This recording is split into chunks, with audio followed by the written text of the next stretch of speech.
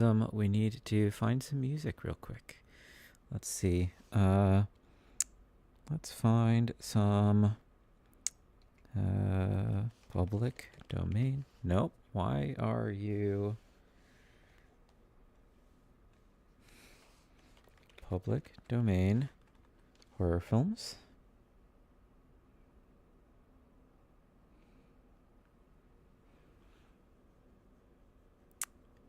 Public domain horror movies in chronological order. Full playlist. Let's have as our background music Malombra from 1917. And let's hope this works. Come on. Full screen. Nope. 1 second. Why is my audio not coming through? It's supposed to be... Yeah, okay. There we go.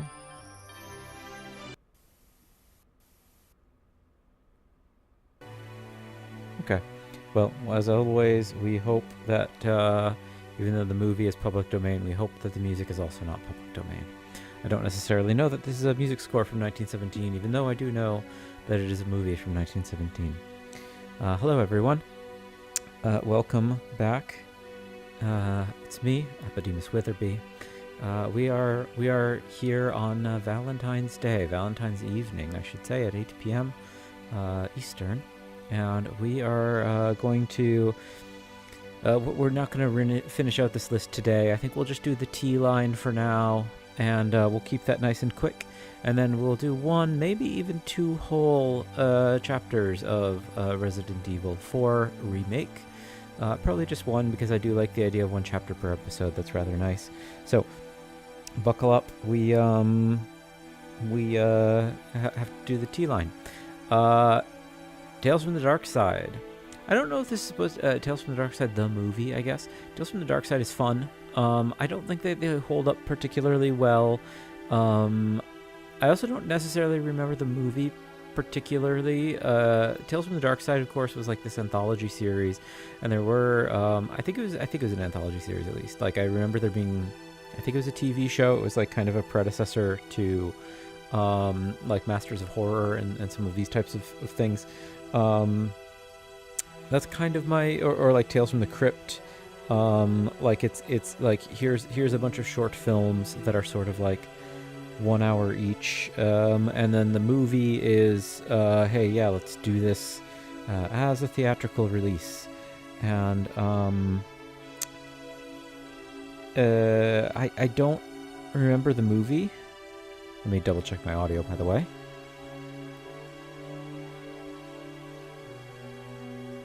Okay, we're good. But Tales from the Dark Side is kind of nice. I like it. It's quite cheesy. It doesn't hold up particularly well. I also think this is true of Masters of Horror and associated projects. Like, of course, I'm getting another.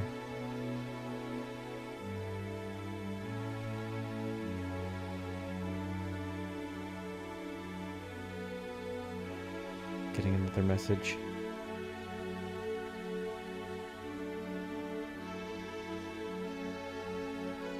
Okie dokie. Sorry, everybody.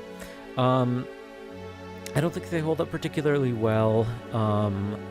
I think the constraints of what it is to produce for television isn't always particularly conducive for horror, not just in terms of like aesthetic excellence or something, but this music's a little loud.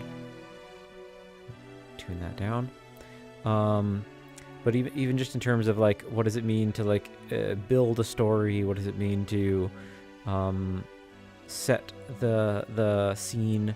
I don't think anybody's ever really done it much better than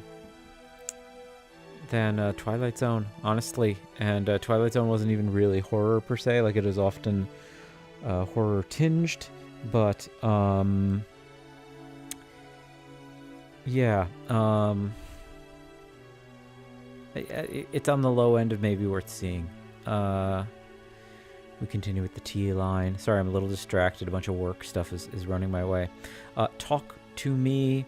Oh, did I drop Talk to Me? Yes, I did. Okay. Talk to Me, I think, is also kind of on the low end and maybe worth seeing. We talked about, or we addressed the movie, what was it called? Bring Her Back, which is by the same crew as Talk to Me. Bring Her Back is just much better, and I'm like, I don't want to say that my opinion of Talk to Me has suffered as a result of Bring Her Back really stepping up over it, but there's a little bit of truth to that. It's made by some YouTubers. I don't particularly know much about them. They're a couple of French guys, I believe, and they're I don't know their YouTube career at all, but they made the transition to film, and this got okay reviews. I think that Bring Her Back got much better reviews, and I was really quite taken with Bring Her Back.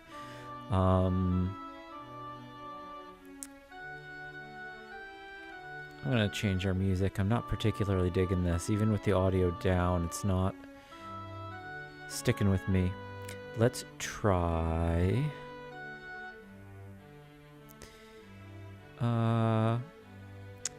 The Golem, How He Came Into the World by Paul Wegener. I don't think this is... I guess it's... people associate it with the horror canon. I don't particularly... consider it much of a horror film myself, but this is a good one. I do know this movie. It's a classic of German expressionism. Let's pop into the forward in the timeline, get some audio going. Is there no audio in this YouTube video? It might not be. Okay, this might literally just be the video of it as a silent horror film. Silent film, true silence. Let's do Headless Horseman, 1922. I don't know this movie. Okay, I'm into the music already. This first couple of notes seems quite nice. Talk to Me, though. Talk to Me is good. It was like an impressive first effort for a couple of YouTubers, but Bring Her Back was really quite spectacular. I think that it's about what you can... It's about the most you can want from...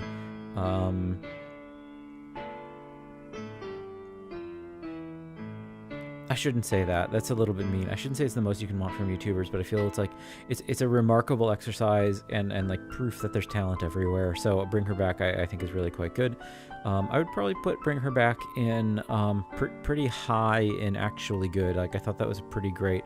It's not all the way to outstanding. It's still got problems, but it's like safely pretty deep into the actually good section. So we've got Teaching Mrs. Tingle. I don't know anything about this one. It doesn't look like a horror movie from its poster. I'm going to just throw it under not interested. Terrifier. The Terrifier films have become some of the most iconic new horror films of their era. In a moment when prestige horror is getting a lot of traction, Terrifier isn't exactly trying to be prestige. It's actually really pushing a lot of boundaries, and it's prestige, I guess, in its ambitions to be pushing the medium forward. But it is incredibly tacky and frankly kind of stupid, incredibly gory, incredibly unrepentantly disgusting. I would put it somewhere in the maybe worth seeing section, but be aware it has an incredibly basic story. It is intensely graphically violent. Like, it's one of the most violent of anything we see in this list, in any of these lists, because like this list for the most part is avoiding a lot of the like super extreme gore ones. Again, we talked about like the guinea pig films aren't on here, Cannibal Holocaust isn't on here, the Hostel films are here, but as I mentioned, I don't think that Hostel is quite as bad as people say it is. Cabin Fever is pretty rough in places. But you don't have like August Underground on here. There's some really horrific stuff out there. Terrifier is pushing more towards that than most of what this list, the list that this person has compiled.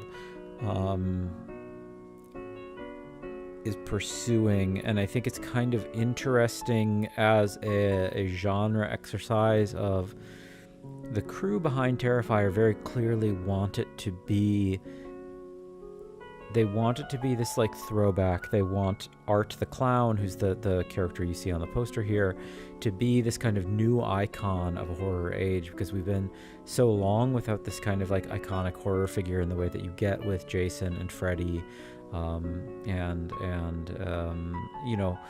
Leatherface. Like we haven't had one of those in a long time, and they've very clearly set out to make one. I think that they're rather successful in it. Art the Clown has become kind of iconic. I think that he's in Fortnite, which is kind of crazy, because these are like the level of brutality in the Terrifier films is really kind of shocking for them to get the Fortnite cosign.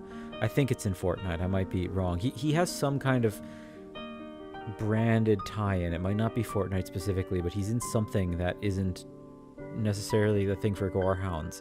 So Terrifier 1, Terrifier 2 and 3 aren't in the list, but I'll just opine on them for a moment.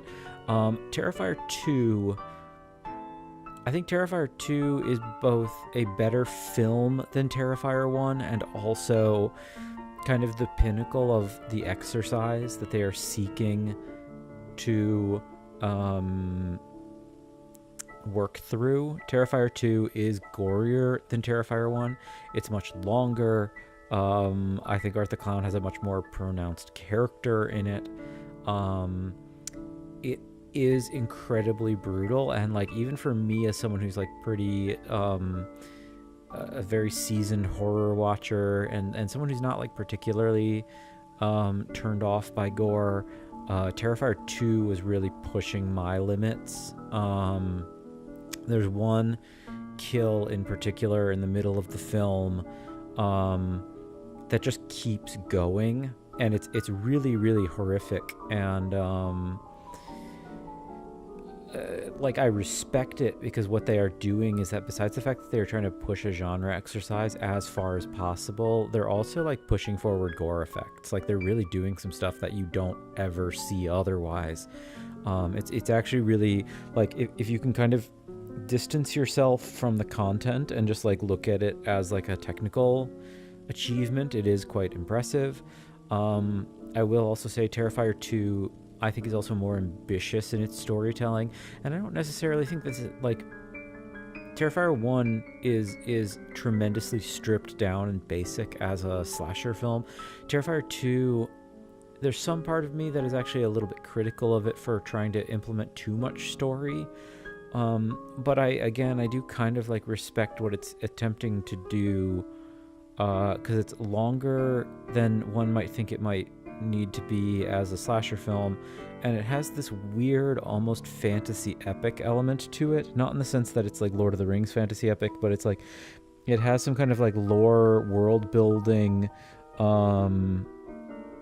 investment in it that I think is atypical of the genre, and it's almost like superhero like or something in how it's piecing together a series of relationships and character histories and power dynamics. And I think it's simultaneously a weak point, but also something that's kind of admirable enough that I do want to give it the nod. Terrifier 2. Terrifier 3... Terrifier 2 I would put higher on the list of maybe worth watching. I don't know if I really would go so far as to put it in the bottom of actually good, but I think Terrifier 2 is higher in the list of maybe worth seeing. Terrifier 3, for me personally, is probably somewhere in between. Terrifier 3 doesn't push the gore further than 2. In fact, Terrifier 3 is less violent than 2. I think there's an argument to make that it's less violent than 1, and I think it's a more watchable film than 1. In some regards, I think it's a better film than 1, but I might put them side by side, actually, now that I think about it, because I think that it's like the kind of epic fantasy storytelling or something that Terrifier 2 is trying to propose and trying to implement.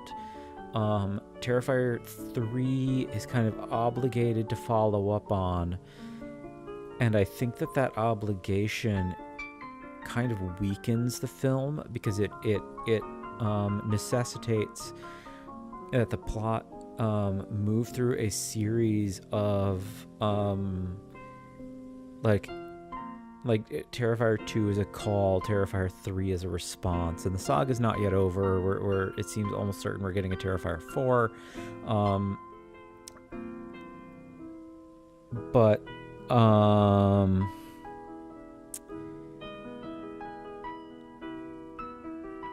I think Terrifier 3 needing to kind of carry forward story threads set up by Terrifier 2 partly do, I don't want to say it weakens it, but it creates a series of necessities in the plot that I almost wish that they had just abandoned.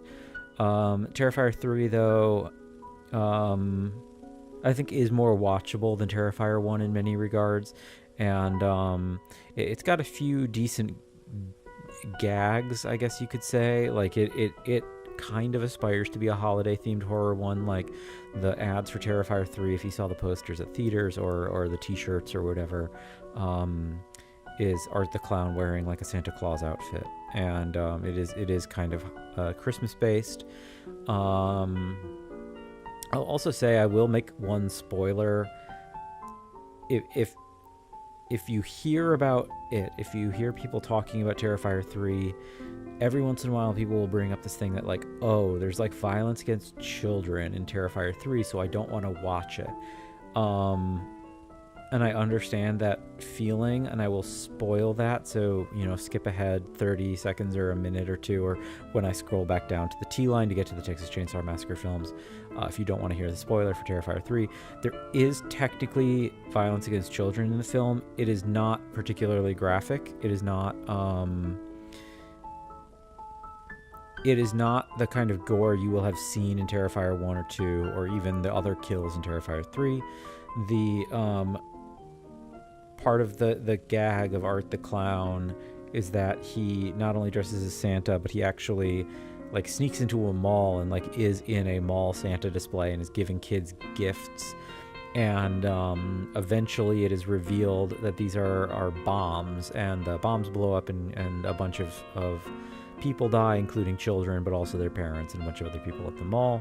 And they don't really show it. They're not showing like children's bodies or anything. It's like the fact that he handed out a bunch of bombs and they explode and it leads to a lot of death is something that occurs in the film, but it is not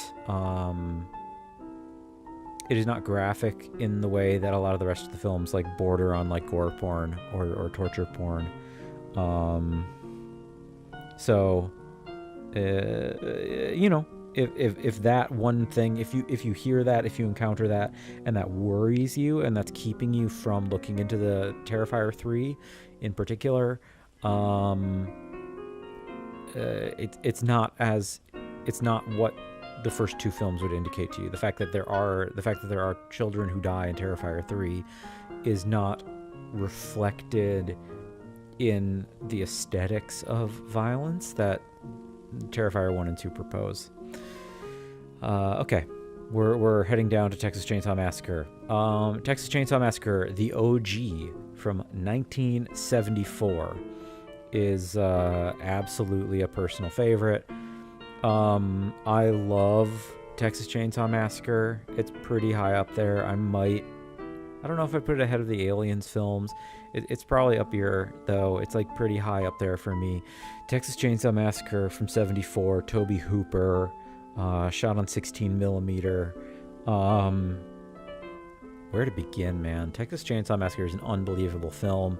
If anyone hasn't seen it, go see Texas Chainsaw Massacre. It's so good. It's so smart. It's so fascinating in so many ways. It is truly, genuinely a smart movie reflecting on like the anxieties of modernizing America and the pillaging of the American middle class and the industrialization of things, wiping out the America that we once knew. There is an oppressive, almost occult atmosphere that just bathes the whole film without it actually ever being supernatural. The whole movie is just hot and sticky, and before any violence occurs, it is the film is like suffocating you before anything scary ever happens. It's so effective in this storytelling of this out of the way place where violence is the inevitable outcome of a series of circumstances. Texas Chainsaw Massacre is so good. It's like fascinating film, incredibly thoughtful. There's a lot of thoughtful stuff about gender in it. It's really like it's like the OG Final Girl film. There's a really fabulous, one of the great, I guess I haven't read it in a few years. I don't know how well it holds up, but I imagine I think it's still considered quite a good text, but Men, Women, and Chainsaws by Carol J. Clover is a fabulous book about horror movie theory. And she talks quite a bit about Texas Chainsaw Massacre, both 1 and 2. There's a lot of gender stuff in these movies with the final girl, but also with Leatherface. Leatherface at one point like wears a dress, and this is like in response to this whole thing about I think it was Ed Gein who like it was misreported that he was a cross-dresser, but the film doesn't lean into it. It leans into this thing that like Leatherface is an incredibly fascinating character who's probably not what you think he is if you've never seen any of the Texas Chainsaw Massacre films. He is so well acted. He is so well acted, so well considered, so well performed, and so interesting because he is himself kind of like a victim of circumstance. He is clearly like the product of abuse or of violence, not in the sense that like that's why he does what he does, but like he's still actively like living with like his abusers, like his father and his grandfather, and it doesn't like, again, that doesn't justify him, but like you can in the film, even though he's so physically dominant, he's like so much bigger than his father and his grandfather. The physical performance, you can so clearly see he's afraid of his father. It's like so remarkably well acted, and that's in general, I would say, like one of the best things about Leatherface is that he's not a dispassionate killer in the way that Jason is. Nor does he relish in killing in the way that like Freddy does. He is actually quite anxious and quite panicked through a lot of the film, and that isn't because he doesn't like killing, it's because the situation itself is foreign to him. The circumstances of the film suddenly introduce a series of like unknowns to him that put him in a position where he is panicked about what is going on, because he doesn't know, are more people coming, are the cops going to come? Like he is not unaware of the possible implications of all that is happening throughout the film. Like he actually reacts as a person who is not particularly offended at the fact that he has to kill, but he is cognizant of the fact that this is upset an equilibrium that he doesn't know how to deal with. And there's this particularly amazing sequence that I think it's after the second or third kill in the film in the house, where it's like the whole thing is people just like this group of kids, they're on a road trip, whatever, they end up showing up to the house or whatever, and he ends up having to kill them because they find this and that, blah blah blah. I think it's after the second or third film where he just like kind of like paces around the room, and you can again, amazing physical performance because you can't see his face. He's wearing a mask. It's like amazing physical performance where he's just like so. You can see that he's stressed out. He's not happy that he's had to kill these people. He's not offended by it. Again, he's not morally worried about it, but he's like he's worried in the way that is dad gonna be mad? What happens if the cops show up? Are more people coming? What do I do? What do I do? What do I do? And I think that's like kind of incredible, and it's like an incredible setup for a horror movie to have a villain who is kind of freaking out about the situation in his own way. Texas Chainsaw Massacre is amazing. I saw it in theaters last year, which was fantastic. I highly recommend that experience. It's one I don't currently own on Blu-ray or DVD. It's probably it's one. It's actually did we talk about this? I own this on Blu-ray. I want to get the 4K Ultra Edition, but I've always kind of I've been slow to get the 4K Ultra Edition of Dawn because I own the Blu-ray. Alien and Aliens, I've been holding back on buying the 4K because I hear that that Cameron scrubbed it too much. Like when it was upscaled to 4K, he messed it up. And he's defensive about it. Like there's a podcast clip of James Cameron complaining about, like, he says something like, "Oh, nerds at home think they understand how to master a 4K," or something like that. It's like people. I've seen the screenshots that the nerds are right. Rarely, but it happens. Silence of the Lambs. I have Criterion. I think I have the Criterion 4K. I can't remember if it's 4K or just Blu-ray. Nope, I have Blu-ray. Blob, I have 4K. Barbarian does not yet have a physical release. It is rumored we might be getting a Criterion. Reanimator I need to buy. Fly I need to buy. Shining I have 4K. Creepshow I need to buy. So Texas, there's more in here that I need to buy that I have missed out on, I guess. But this has been on my mind in Texas Chainsaw Massacre. I've only been hesitant to buy it on 4K because it was shot on 16mm, not 35. I don't know to what degree it has held up, or like to what degree 4K would give you benefit over Blu-ray, but I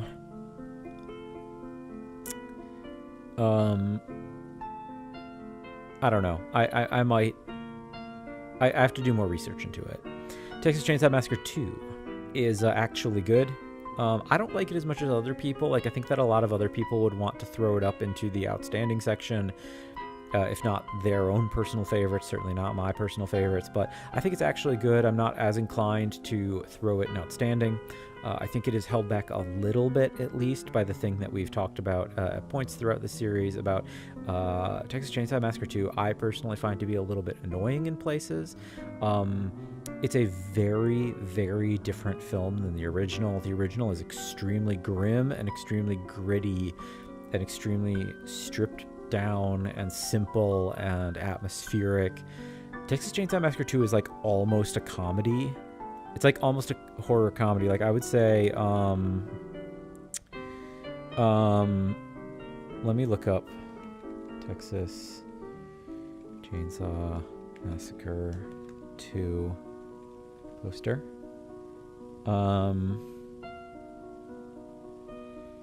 There we go. This is the one I wanted to refer to. Yeah, so that's obviously anyone who recognizes The Breakfast Club. This is like an actual poster that was released at the time in '86. So this is like a year after Breakfast Club. They do a Breakfast Club parody poster for the actual movie.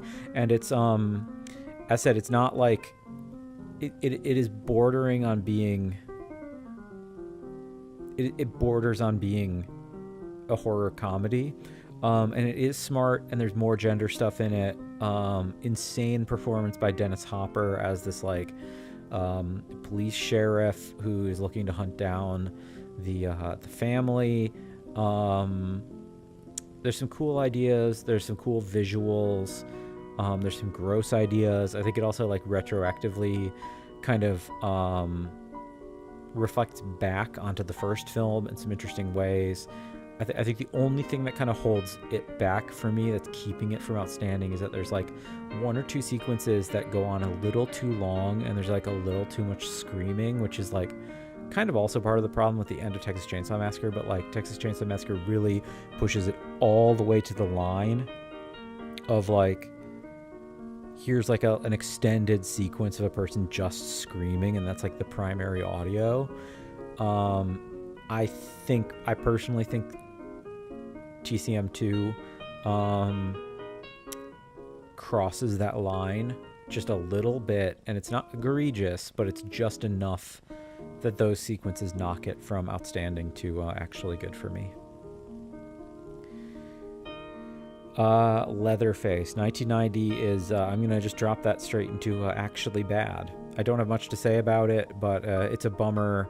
The Texas Chainsaw Massacre series in general is, perhaps unsurprisingly, not particularly good past the OGs. Texas Chainsaw Massacre Next Generation with Matthew McConaughey, very famously, fairly young Matthew McConaughey. I like this one more than Leatherface. I think you probably don't need to see it. I don't know if I would put it in actually bad, but I'd say it's you probably don't need to see it if you want to see McConaughey's like insane performance. That's kind of the main reason to see Next Generation, is for McConaughey. But it's not particularly good. Texas Chainsaw Massacre 2003. This is the remake, of course. Part of the Platinum Dunes era, along with all these other remakes of the 2000s. I think it's in the probably not section also. I don't think it's actually particularly bad. We could put it alongside the Friday the 13th remake. I think that you probably don't need to see it, but both of them are they're movies you don't need to see. But you know, if you're really loving the Friday the 13th franchise, totally check out the remake. It's like it's not bad, but is going to miss on some of what makes the OGs so good. And I would say the same is true of the Texas Chainsaw Massacre remake. It is much better than Leatherface, certainly. And again, I think it probably is better than Next Generation. I think like so many of the Platinum Dunes 2000s remakes,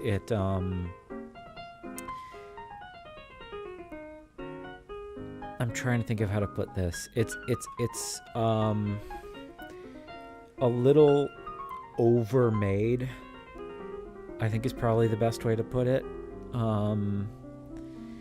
They overcooked it, maybe. 1 second, getting more work notifications.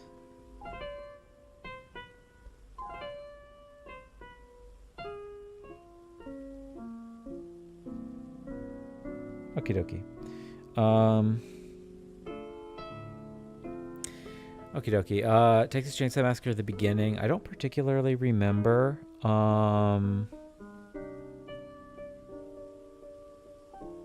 More work notifications.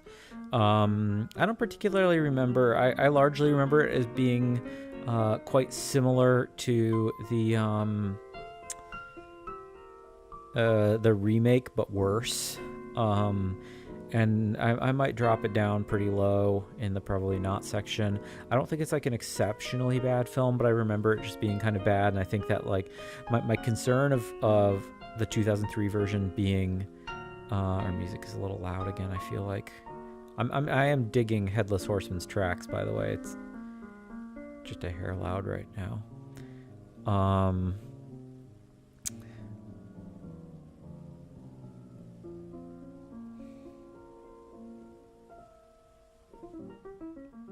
Okay, more work notifications. Sorry, everybody.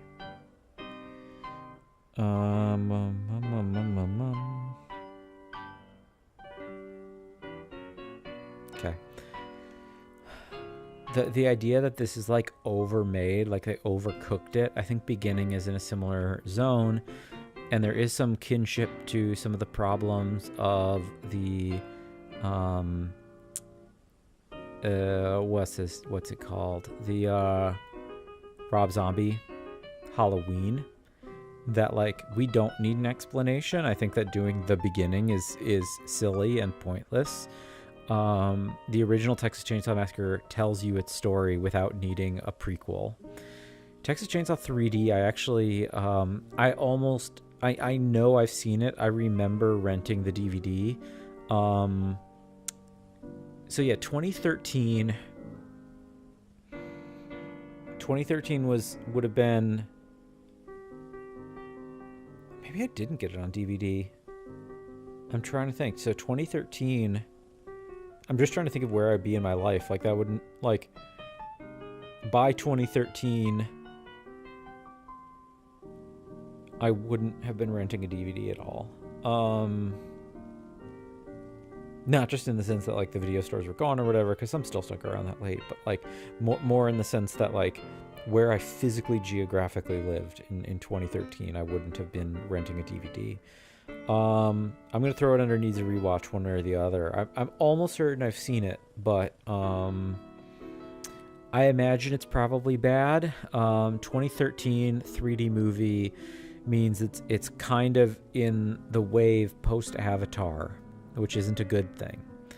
Leatherface. I'm pretty sure I have not seen this. I'm gonna put it actually in my haven't seen, want to section. It's another prequel. Another reboot. Texas Chainsaw Massacre 2022. This is in the style of some of the delayed, not quite a reboot, but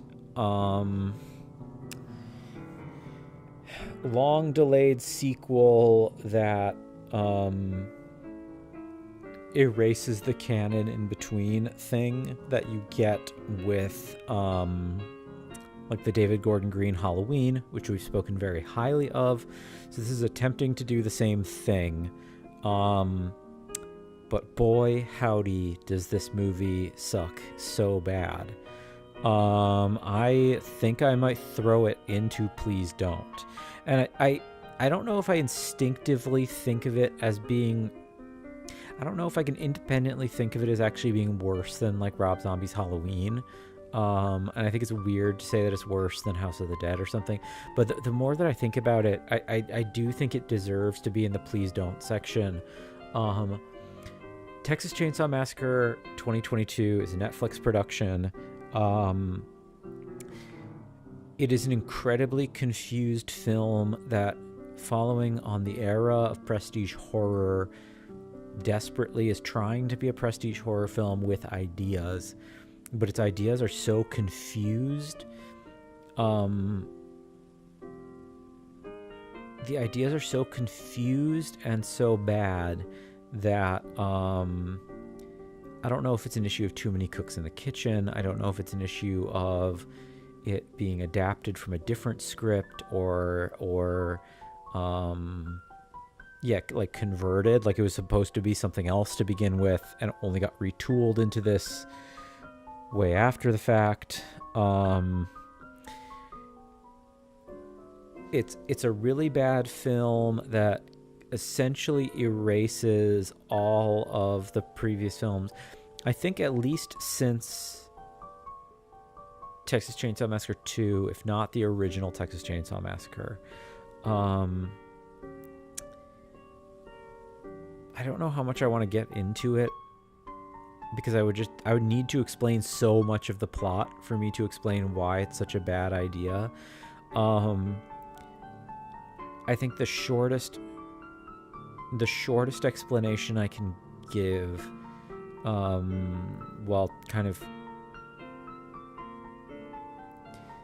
the shortest explanation I can give is to say I think that Texas Chainsaw Massacre 2022 is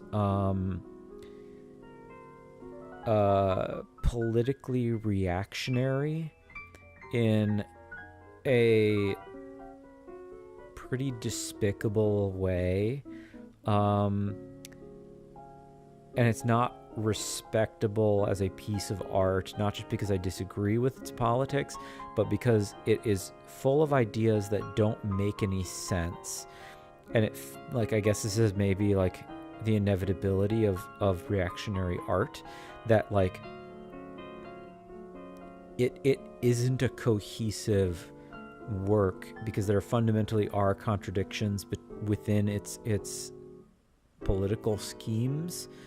In a way that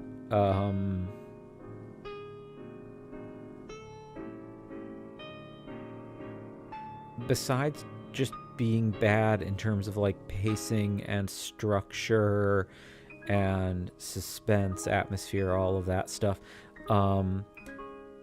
it is a confusing film that you like.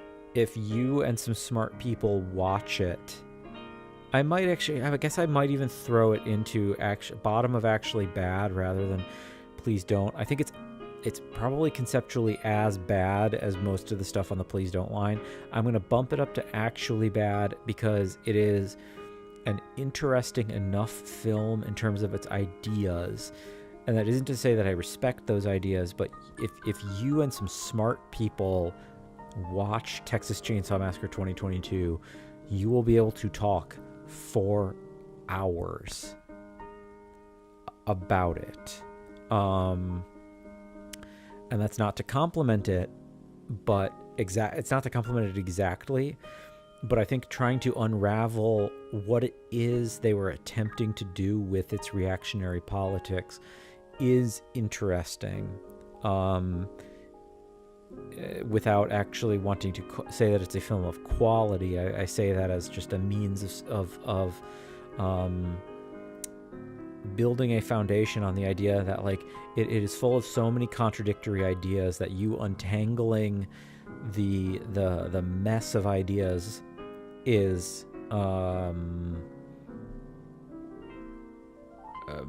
the only, just about the only value you will get out of the film is attempting to unravel its tangle of ideas.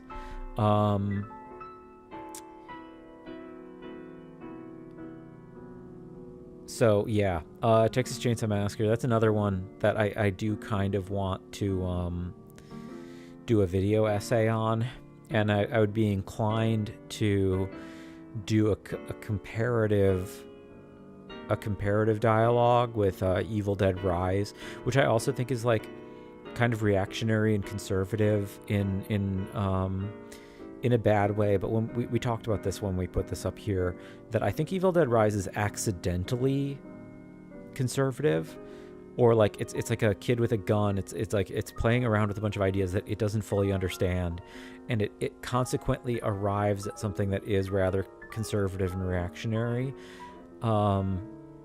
Whereas Texas Chainsaw Massacre 2022, I think, is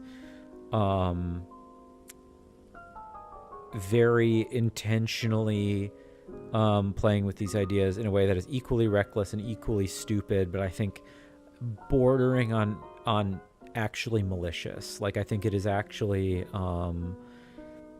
kind of a malicious film, and I don't want to linger on it too much longer. We still got to finish the T line.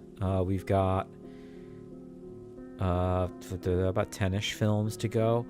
I think that the best summary that I can give of Texas Chainsaw Massacre 2022, I guess, to like speak to the idea of these conflicting ideas in terms of it just like playing around recklessly with symbols while also like trying to make points but not actually having a point, because again, the contradictions that like arise within the politics that inform its existence. The main character of Texas Chainsaw Massacre 2022, like the main girl, the final girl, is supposed to be like a big city liberal who ends up going to this small town in Texas. And part of why she's there is to get away from, like, make a change in her life. And this ties to the fact that she is a survivor of a school shooting. and she has like PTSD from being in a school shooting.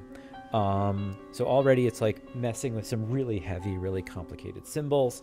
But there's this whole thing, there's like a bunch of weird shit with her, and she's like attracted to this like local Texas man in the small town who owns a bunch of guns, and she has this like, there's a weird Thanatos Eros death and sex thing that's happening with her being morbidly intrigued by the guns while also still suffering from PTSD of being in a school shooting. But so anyway, midway through the film, the setup is that she and her friends are in the small Texas town because they're basically going to gentrify it. Like the goal of it is that they're going to like gentrify this town,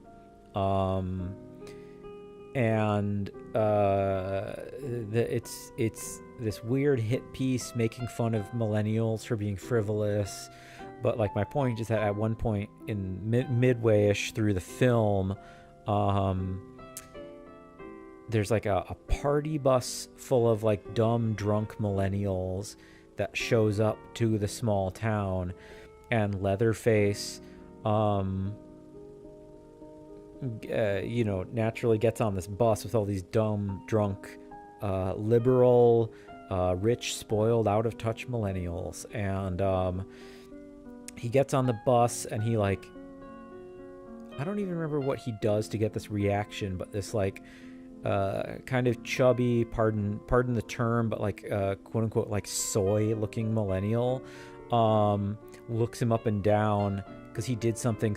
He did, like Leatherface like knocked over somebody's drink, or I don't even remember what it was, and the quote unquote soy liberal millennial says, "Dude, you're getting canceled," to Leatherface, and then Leatherface kills him and slaughters everyone on the bus. And it's supposed to be haha funny, here's like mass violence and death of these people, like young people who are like trapped in a place unable to leave as they get like brutally slaughtered.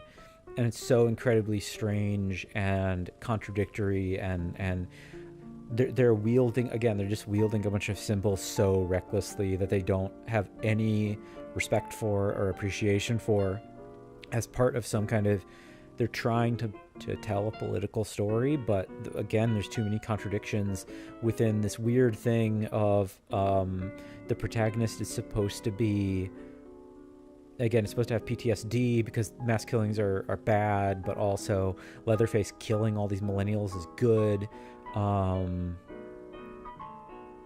There's too much to untangle there. I've said too much. There's too much to say. The Village is not a film to be on the T line. The Village is a film to be on the V line. I don't know why that's there. It's actually, no, The Village is before VIO. VAVILVIO. They Live. Early John Carpenter, a classic, one of many John Carpenter's that unfortunately was maligned on release. It is an outstanding film. It's extremely funny. It's extremely smart. If you haven't seen They Live, it's great. It's super campy, super silly. It's not I guess it is kind of goofy in places, but I wouldn't call it a comedy. It is a very funny sci-fi film that is also grim in its own ways, and I think there's plenty to be learned and talked about with it politically. I don't want to spoil it if you haven't seen it, but They Live is outstanding. One of the all-time great fight sequences ever put to film is in They Live, and it's hilarious. More John Carpenter. John Carpenter's The Thing, 1980s, maligned upon release as well. I believe released the same weekend as E.T., and it got a lot of unfavorable comparisons. It's like, here's these two movies about aliens.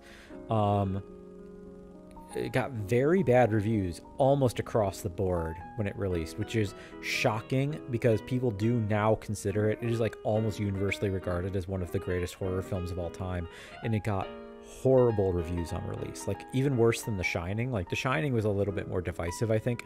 The Thing was almost uniformly reviewed very, very, very poorly. And again, it is now widely considered, like, it's in contention. It's like up there with like The Exorcist and Halloween and Alien in this like mega prestige, like one of the all-time greats horror films. So it's really shocking that it got so poorly received. Of course, it is an adaptation of Think from Another World, Howard Hawks' film, I believe, and John Carpenter's favorite film. Think from Another World actually shows up on television in Halloween. And when he got the chance to remake it, that was a really big deal for him. He was really pleased. And I know he was heartbroken by the fact that people hated The Thing, and the fact that he's been vindicated so many years later, I think is well deserved. But it's unfortunate that it took so long. The Thing is crazy influential. Honestly, the Plagas transformations that we're getting in Resident Evil 4, you probably don't get those without The Thing. Trying to even talk about all the films influenced by The Thing would be impossible. We'd be here for days. Incredible film, compulsively rewatchable. I have the Blu-ray. I'll probably buy the 4K. It's way up there too. It's probably ahead of Nope, and it's in the zone up top. Again, Dawn is kind of like in its own category, but I'd say it's on the same tier for me with Aliens, TCM, Silence of the Lambs.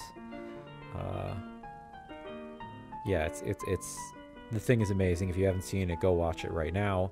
I'm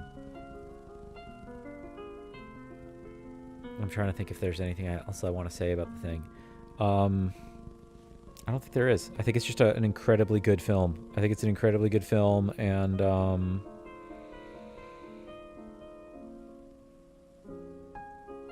think it's an incredibly good film that everyone should see. It's really up there again in the zone with like The Exorcist, Halloween, Jaws, Shining, Alien. It is in that crossover space where it's like you need to see it and know that it's truly exceptional filmmaking. The Thing, people think this from around 2011, as memory serves, frequently, even by people who have seen it, incorrectly identified as a remake of John Carpenter's Thing. It is not a remake of John Carpenter's Thing. The fact that people keep calling it a remake of John Carpenter's Thing makes me...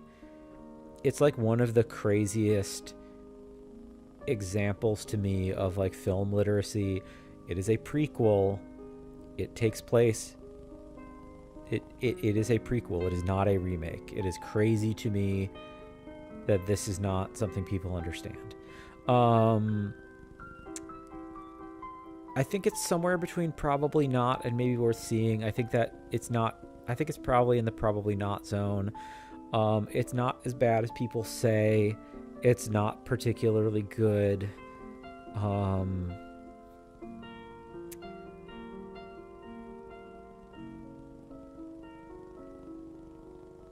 I don't know. I don't want to say too much about it. I don't think it's... I don't have anything to say about it aside from the fact that it's like... It's also on this like precipice that's part of the conversation between practical effects and CGI, and I'm tired of that conversation. But I don't think it's that bad. I don't think it's that good. I have it. I have it on 4K. I didn't actually buy it myself. It was left to me by a late uncle, believe it or not. Thinner by Stephen King, I would say, is not a horror movie. I guess it's kind of body horror. I don't necessarily think of it as a horror movie myself, but it's fine. I don't think it's a particularly good movie. I don't think it's a particularly good Stephen King story either. Fat Man gets cursed by like a witch, and he starts getting thinner, and that's not actually it's not really an interesting setup for a movie. Totally Killer, I haven't seen, but I actually kind of like this poster. I mean, it might be a kind of... I'm a little concerned based on the poster that it might be like Stranger Things style, like 80s pastiche. But we already get that a little bit in the It remake, and I like the It remake, so I don't know, maybe I shouldn't be that critical. Train to Busan, one of the most beloved zombie films of the past decade-ish. I think it came out in the last decade. It's not from like 2013, is it? I think it's from like 2017, 2018. Maybe I'm wrong. I think it's actually good. I don't know if I'd put it all the way in outstanding, but it's actually, I would say it's pretty high in the actually good section. It's like one of the best zombie films in recent memory. Really quite effective. Its reputation for being good is well earned. Yeah, nice to see somebody doing it. Nice to see somebody bringing some freshness to the genre. And I feel that like in the 2010s, people have gotten pretty jaded to zombie media because of The Walking Dead, because of so many video games with zombies. People have gotten pretty jaded to zombies, and it's nice that when Train to Busan came out, it got great reviews, it got really well received, and I think it is like a testament to the fact that it's not just that people are getting zombie fatigue, it's that like the quality of zombie media in many regards did just decline. Maybe not decline, I should say. It got overly... There's always been bad zombie media, but the bad zombie media wasn't getting promoted. In the 2010s, the gold rush for popular zombie media as a result of the popularity of things like Walking Dead and Zombieland resulted in a promotion of low-tier zombie content that you wouldn't have gotten otherwise, and Train to Busan being as well received as it was at the moment that it entered public consciousness, I think is testament to the fact that, yeah, again, it isn't just fatigue, because when something good comes along, people are responsive to it. And I think this is true of a lot of things. Like, I don't like genre fatigue as like a critique in general. Like, I don't like when people talk about that with superheroes either, for that matter, where people will talk about superhero fatigue, and I don't necessarily think superhero fatigue is like real. I think that like people still show up. Like, people have had such an amazing reaction to Across the Spider-Verse, for example. And I think that is totally because Across the Spider-Verse is like amazing, and there's been a lot of like kind of mediocre to bad superhero films in the past decade that people blame it on, oh, there's just too many superhero movies, and it's like, no, there aren't. Like, that's absolutely not true. The problem with superhero movies is that they're just mediocre, and if they were cranking out, like if Marvel and DC were cranking out superhero movies every single year as good as Across the Spider-Verse or The Dark Knight, or, you know, any of the real top tier, serious, good, great superhero films, something as good as The Incredibles, you know, something as good as I rather liked James Gunn's Suicide Squad, got good reviews. The Guardians of the Galaxy films in general, even something like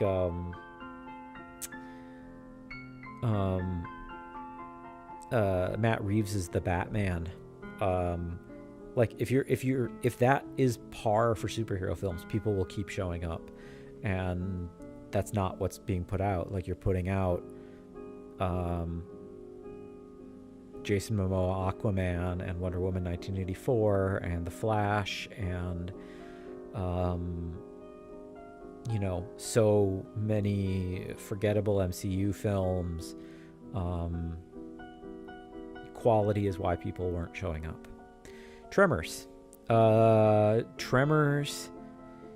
is very, very high in the actually good section. I might actually bump Attack of the Killer Tomatoes down. We'll keep Tremors on the top line along with some of these other kind of classics in their own sense. I shouldn't put 13 Ghosts in the classic section. That's probably a little presumptuous. I love 13 Ghosts. I don't know if it's really that good, but I certainly like it. Tremors, we talked about it before. Extremely tight script. It's like a lot of this top line, I think, bordering on becoming outstanding. Tremors, outstanding. Got Kevin Bacon. Big subterranean worms attack a small town. So smart, so tight. It has the capacity to... It so totally could have been an awful film, but like, it's so saved by Just an airtight script. Great movie. Tremors 2. We're missing a bunch of Tremors, by the way. I think there's like 5 of them, 4 or 5 of them at least. Because I know there's one with ice. I know there's one that's called like Ice Worms or something like that. Tremors 2 I have watched. I don't remember it at all. I remember the intro to it reasonably well. I probably need to do a rewatch of it. I've also seen 3. I've seen whatever the ice one is. Let's do a quick Wikipedia just to see what Tremors movies there are, because so Tremors, a 1990 film by Ron Underwood. Ron Underwood, of course, the gentleman behind City Slickers. Great Billy Crystal comedy. But Tremors, let's see what our sequels are. We got Tremors 2, Aftershocks, Tremors 3, Back to Perfection, Tremors 4, The Legends Begin, Tremors 5, Bloodlines, Tremors 6, A Cold Day in Hell is the ice one. I've never seen the ice one. There's a direct-to-video sequel, apparently, called Tremors Shrieker Island. I'm almost certain I've seen 1, 2, 3. I don't know about 4. I'm almost certain I've not seen Bloodlines or Cold Day in Hell. I imagine the later ones aren't particularly good. Trick or Treat. Why this has 2 entries, I don't know. We've discussed it a couple times. I'm just going to drop the darker poster at the end. I'm almost certain. I guess I'll just double check to make sure I'm not being silly, and maybe there's like a sequel to Trick or Treat that I'm missing out on. It doesn't say 2 on either poster, does it? I don't think so, because I think I do recognize. Yeah. Okay, so the dark one is a poster for Trick or Treat, and I know for the fact that the bright one is also a poster for Trick or Treat. Yeah, okay, they are both posters for the same thing. Trick or Treat, infamously, I should say, production hell type film. It got completely made and like got stuck without a distributor for several years. I think that they just didn't have faith in it, but it turned into like a cult classic and is now considered, I don't want to say it's considered like one of the best maybe, but I think it is also pretty high and actually good. I might put it above Killer Tomatoes, since that got bumped back up after we moved down 13 Ghosts. Trick or Treat I think is actually quite outstanding. I'm kind of shocked that they didn't have confidence in it. Trick or Treat is an anthology film. It takes place on Halloween night. It takes place in a small town, very classic Americana thing. It's a bunch of interwoven stories, so it's not just that it's a bunch of vignettes that all happen to take place in the one night, but there's a bunch of connected ideas that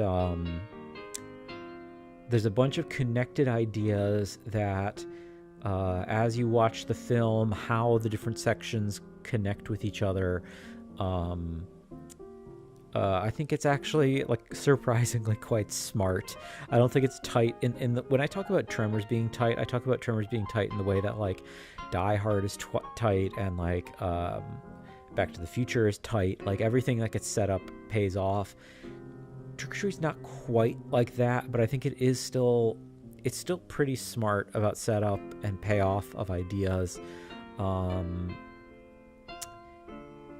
Trick or Treat's a cool movie. It is honestly like kind of perfect as a Halloween film. It's a Halloween film about Halloween, and samples a whole bunch of kinds of horror tropes, and it's fun, but I wouldn't call it a horror comedy at all. It feels like a very effective little pressure cooker of kind of Twilight Zone setups, like more effectively than Tales from the Dark Side, for example. Trick or Treat is very, very cool. If you haven't seen it, save it for this Halloween and watch it on Halloween night. It's so fun. It's a fun movie. You get some ghosts, get some spooks. You get this little monster boy with a big round head. You got some werewolves. Trick or Treat's great. It's very, very fun, and this is another one I need to pick up. I believe Arrow Video or one of the boutique Blu-rays just picked it up this past fall, and I meant to get it, but I'll wait for, like maybe in April or something. There might be like a 6 months out from Halloween kind of sale where it'll hit a new low. I'll pick that up with a bunch of these others. And I think that's our T line, everybody. I think we got it. Yeah, I think we did it in an hour, a little over an hour. It's been. We had a lot to say about a few of these. I'm really happy we've expanded the top line to a whole second line due to Texas Chainsaw Massacre and The Thing, two of the greatest to ever do it. That's quite exciting. In the outstanding, we also have added They Live, again, outstanding film. And then quite a few in the actually good section. We got Trick or Treat in play. We got Train to Busan in play. We got Tremors in play. T-line, quite strong. We got Texas Chainsaw Massacre 2, again, not my personal favorite, but definitely belong in the actually good section. And I ranted way too long about Texas Chainsaw Massacre 2022. That's too bad. Anyway, okay. We're gonna silence our music. We close. I'm gonna close Firefox also just to free up some RAM. We gotta pop Resident Evil 4 into play, and we'll switch over to that momentarily. I'm excited, everybody. We're about to go into the castle. The castle is my favorite part of Resident Evil 4. It is as, if not more, changed from the original than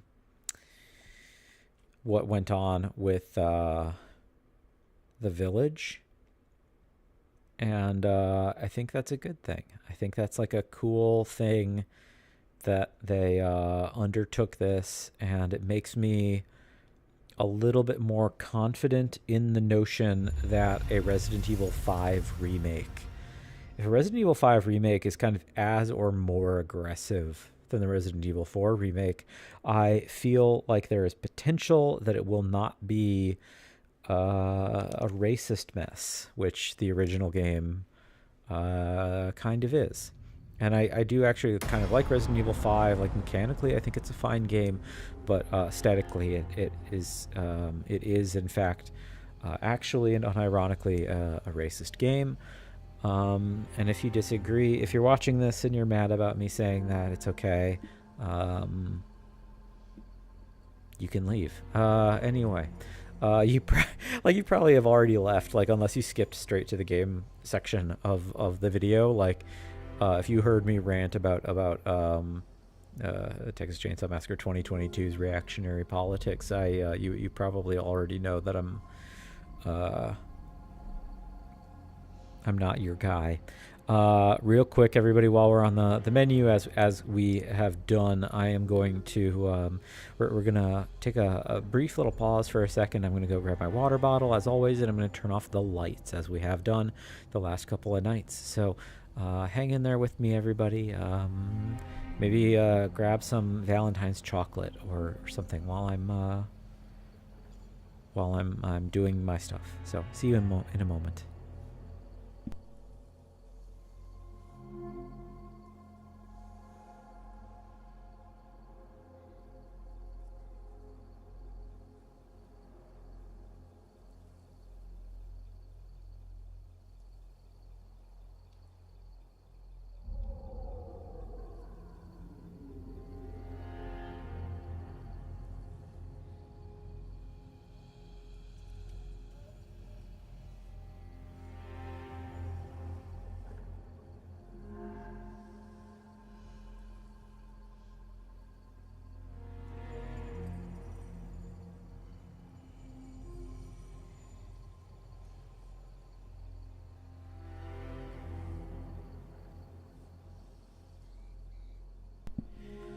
Alright everybody, I'm back. I'm going to take a chug of water real quick while chapter 7, excuse me, loads in, and we'll probably get an introductory cutscene.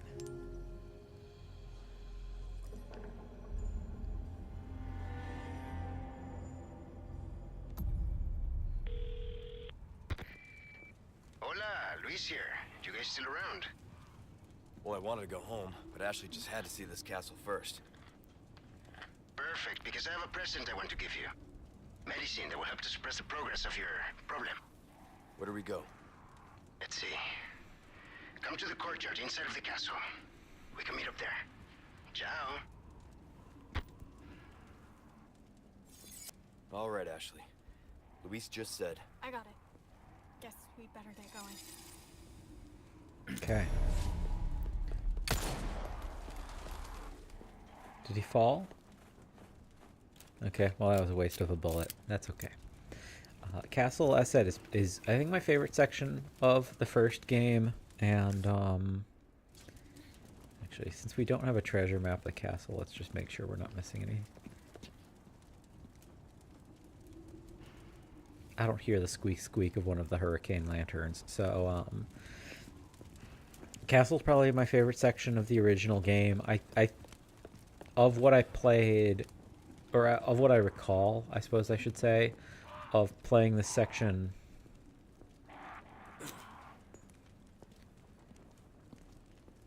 One more bullet. Does he drop to the ground? Maybe not. We have a lot of bullets, so should have shot them, clearly. I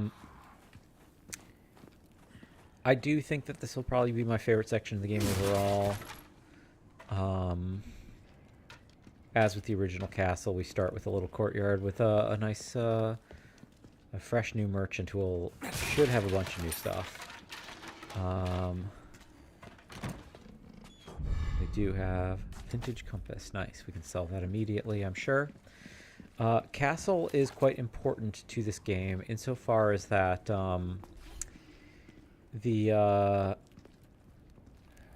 the castle was always part of the plan. Like, they weren't designing this game around it being a village game, as far as I know. We haven't talked much about the village or about Resident Evil 4's production. You're in for a treat. Cool.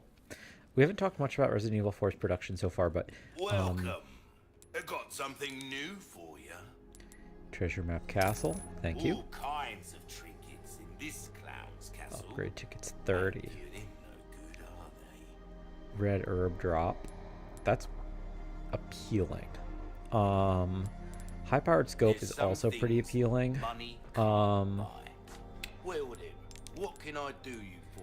Stingray, everybody. So this is our automatic rifle. What you see is what I've got. And broken butterfly. What we are going to do is we are going to sell, finally. This is just for selling, so we get that. This is just for selling, so we sell that. This is just for selling. Thank you. We are going to sell our bolt action rifle because I want the Stingray. Your valuables Bolt action won't do you rifle. much It's only good, 6,000. That's really not great. A I guess we've deal never well upgraded it. Okay, we are gonna look up the let's see, the RE4R treasure Ruby's all rubbish. It combinations makes no difference. guide. The price, well, that's our choice to make.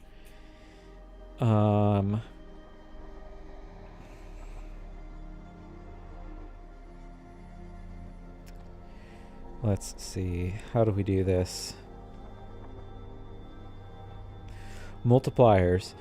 2 colors duo, 3 colors trio, 2 duos, 4 colors quartet, duo and trio, quintet, and 5 colors are the ways to do it. So the best we can possibly do with 2 is to do 2 of the same color. So 2 of the same color is a 1.2 multiplier, not a 1.1. So we'll start with the Gotta one second. We let's go to our crafting menu, everybody. So we want to do 2 reds, inlay gemstones.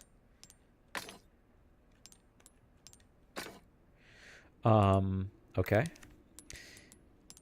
Same thing with this. We want to do 2 greens. Nope. Nope.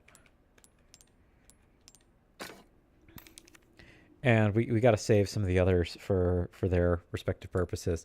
So this, our best possible is doing a trio for this.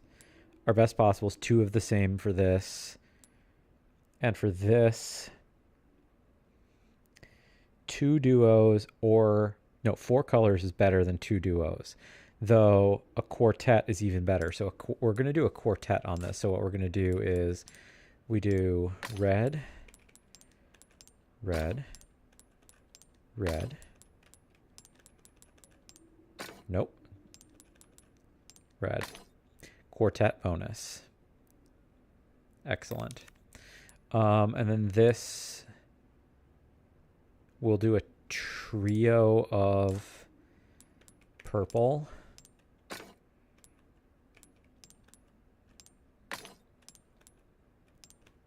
Oh, come on. There we go. And this, we want to do a duo. And we'll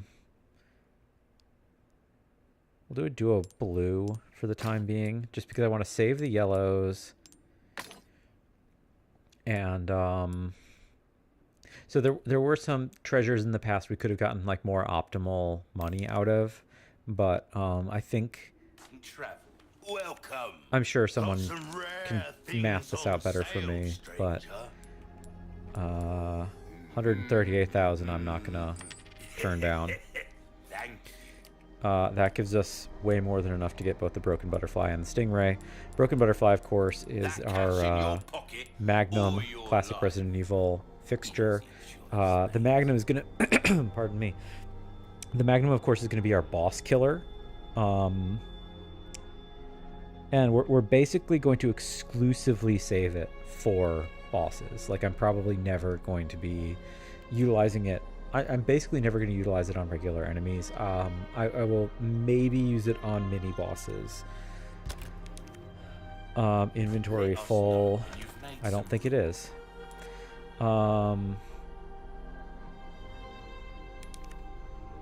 Yes, purchase item. You have an eye for things. Gun's not just about shooting, it's about reloading. You'll know what I'm talking about. Go on, take this And as well. I can't Free of remember... charge. Information is a commodity these days.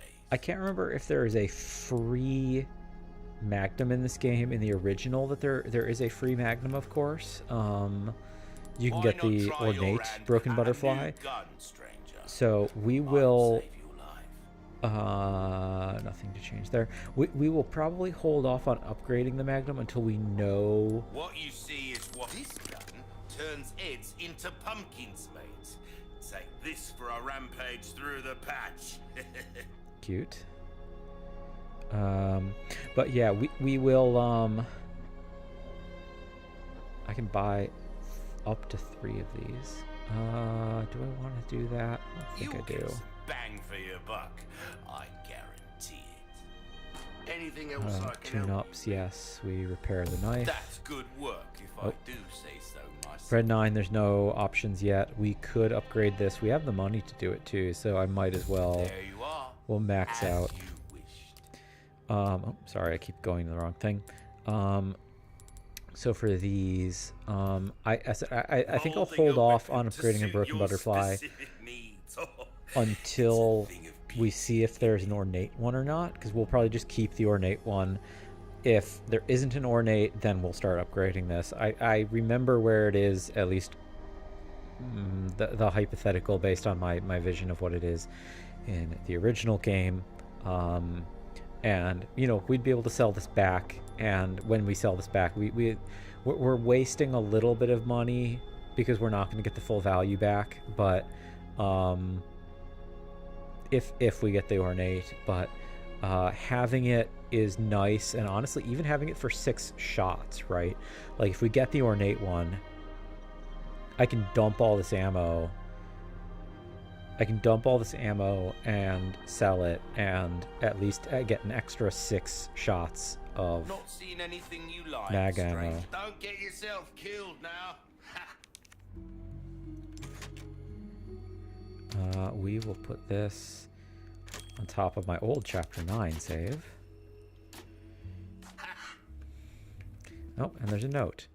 Merchant tips, handgun for you. With so many handguns available, choosing the right one can be tricky. Looking for you, we've compiled a list of the special characteristics of 4 stellar choices. Punisher, this one has brilliant stability and penetration power. A laser sight can be mounted onto it too, making it very versatile. Red 9, this gun delivers a lot of power, but it kicks like a horse. Keep it reined in by attaching the stock. Blacktail, a great gun ideal for quick shooting. Its compact size also helps up free up inventory space. Matilda, out of stock. It's a bit unremarkable on its own, but attaching its stock lets you suppress the enemy with 3-round bursts. I hate the Matilda. The Matilda is kind of a pain to use. And let's actually do a little bit of crafting. Let's do some more shotgun shells. And so this is 17 plus a small. That's a lot. That's a lot of sulfur. I don't want handgun ammo. I don't think I want rifle ammo either. I think we're just good to proceed. There's no new treasure. So yeah, we're just good to proceed, Ashley. Oh, and I should also register shortcut. You are going to be position 3, not the Magnum. Magnum, you are going to be position 4. And grenade, you are going to be position 5. I don't have any flash grenades right now, so it doesn't matter.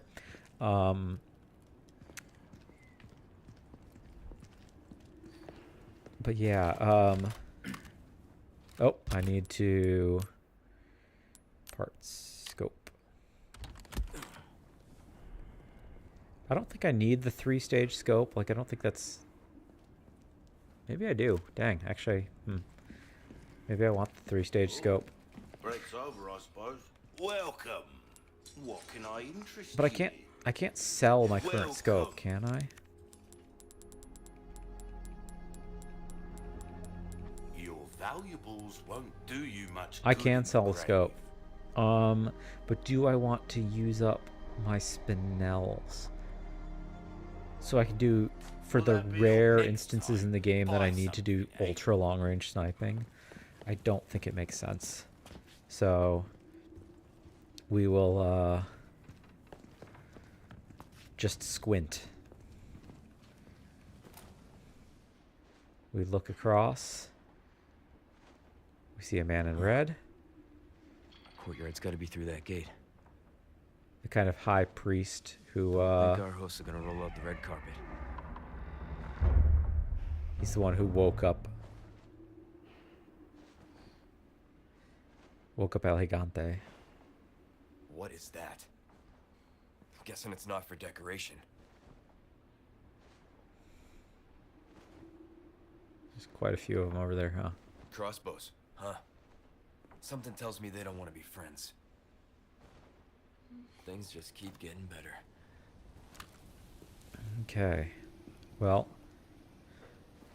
no, I don't have a silenced sniper rifle, so All right.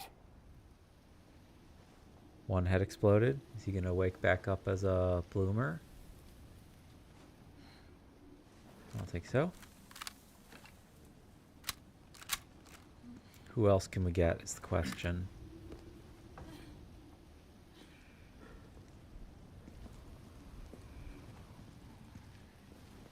Can we get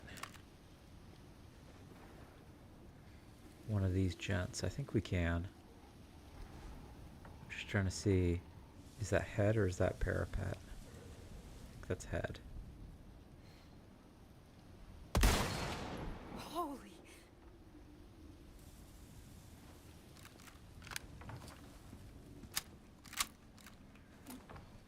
Now, where was... The lighting engine being different is throwing me off. Let me get up a little bit higher and see. Does that help? Not particularly. What was I seeing? I feel like, again, the binoculars are letting me like see past this fire, which is fine. We got 2 guys. It's something. Now, treasures, again. Do we have anything? Nothing coming up through this next section, so we're okay. We got some cultists. So I was saying, the castle's a really important part of this game. We haven't talked about the production very much, but in principle, Resident Evil 4 had a really troubled production, right? And it went through multiple revisions, and one of the funny things about all the different versions of the game that we got is that the castle was a pretty consistent fixture across all of the iterations that we got. So the very first iteration of this game, very famously did not end up becoming this game. The very first iteration of this game became Devil May Cry. Like, the character action game, right? Devil May Cry.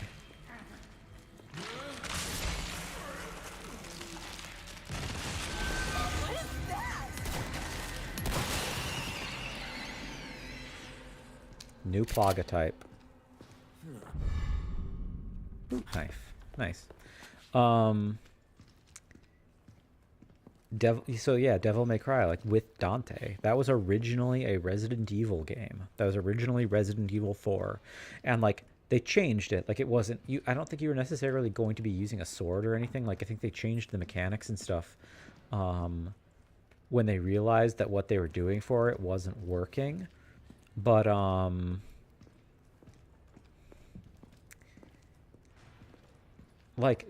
of the like Gothic castle setting stuff in the original Devil May Cry is the same like research that they were doing that went into Resident Evil 4. They did 2 other versions.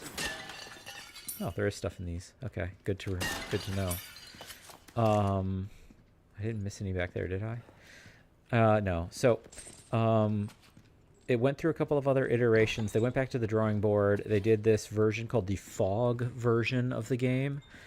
And once again, we know that the Fog version of the game had a castle, and it was more atmospheric, but we know the Fog version of the game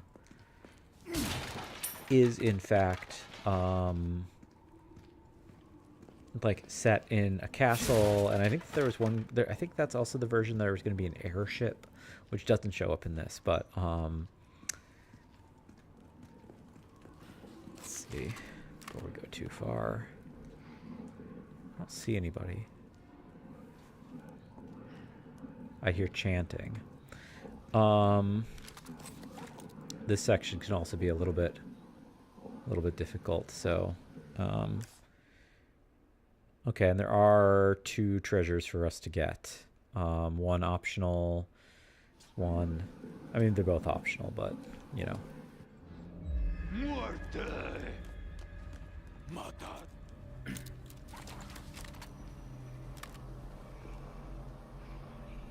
Go ahead. Will he... I think I missed. Or maybe I didn't miss, but I just hit his shoulder. That's a headshot. So then, after our... oh.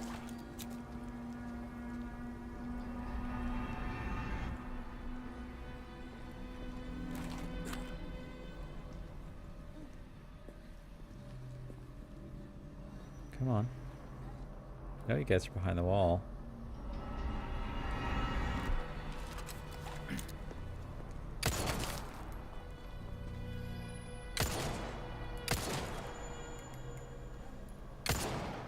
Oh, that hit the wall. That hit the wall. Just trying to... think he's dead?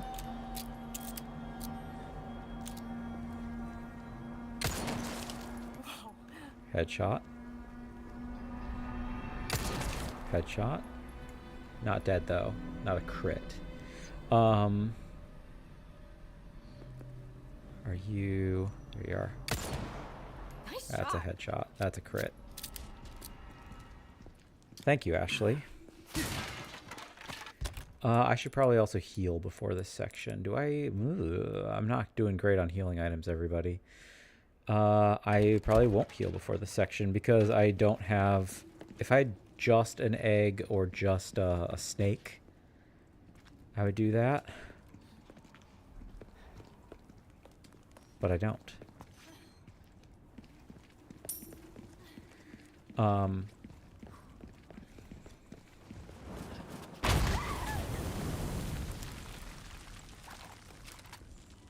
So, the third version of the game, called the Hookman version of the game, also had a castle setting. Yep, they do have catapults. Can I... First, are there guys behind us? I can't remember. No, not yet. Let's see what we can do. Can we get explosive barrels on any of these guys before we get too far forward? I don't think so. We might just have to gun it.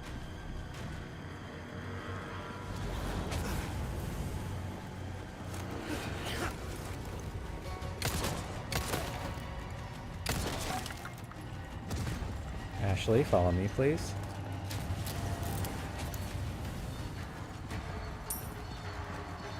So, funny story I have about this before we talk about the Hookman.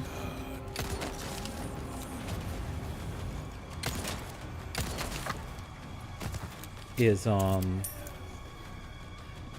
someone's following us now, I bet. Yep.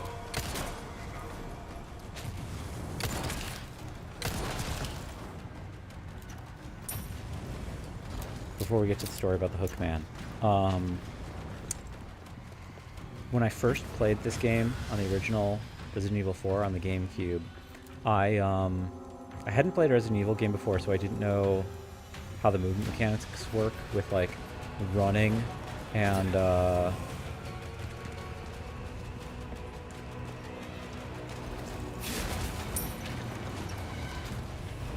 like how running works in Resident Evil and, like, quick turn and stuff. And I didn't read the,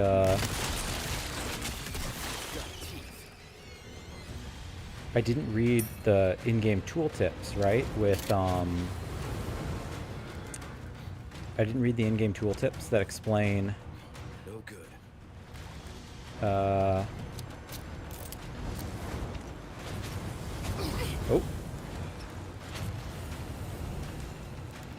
Follow me, Ashley. The in-game tooltips that explain... Oh. Ashley! Come on, get up, get up, get up, get up. Give me the prompt. You hurt? No, I'm okay. That's resources. Are we safe in here or no? I thought... Can we not hit barrels from here? Ow.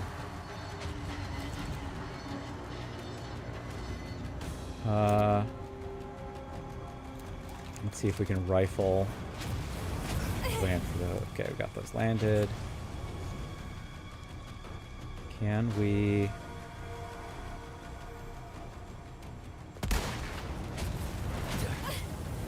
I think I hit a guy who was working that one.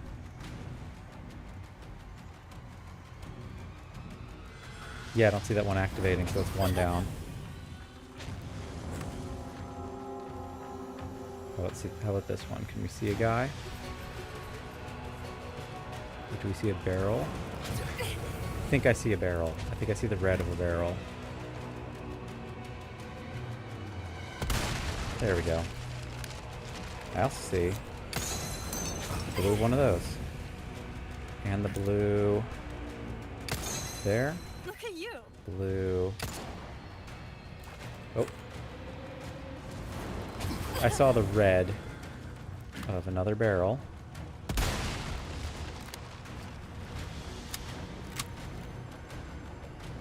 And I see a... Where's the blue? There it is. Hello. Nice shot. 3 of 6. Okay, before we advance, let's take this last one out.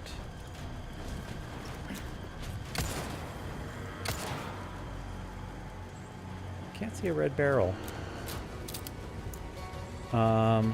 Okay.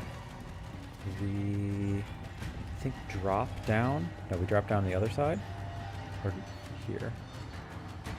Drop down. Oh. Are you able to follow, Ashley? Yes. 4. That's good work. We shoot a counterweight, which shoots the cannon up, which we need to blast down that door. So yeah, when I first played this game on the GameCube, I didn't know the movement mechanics of a Resident Evil game, so I didn't know how to quick turn, and believe it or not, I didn't know how to run, because I would press the B button while standing still and think like, oh, this button's just not being used for anything, right? Which is silly, but you know, I hadn't played these games, so I didn't have any context for the idea that you have to hold B while moving forward. So I didn't know how to run, and I just didn't think that there was running in the game. Like, I literally just thought that there wasn't a running mechanic in Resident Evil 4.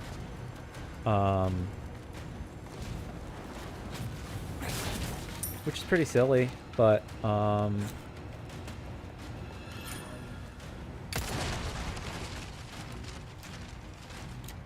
it's what made sense to me at the time, I guess. Are we missing? Okay, so there's treasure over here.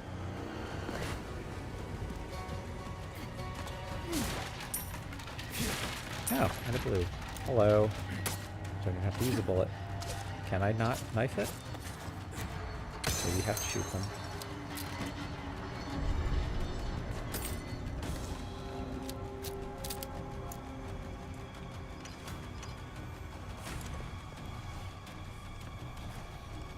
Where was the last treasure? Midway across? And I should also... might as well.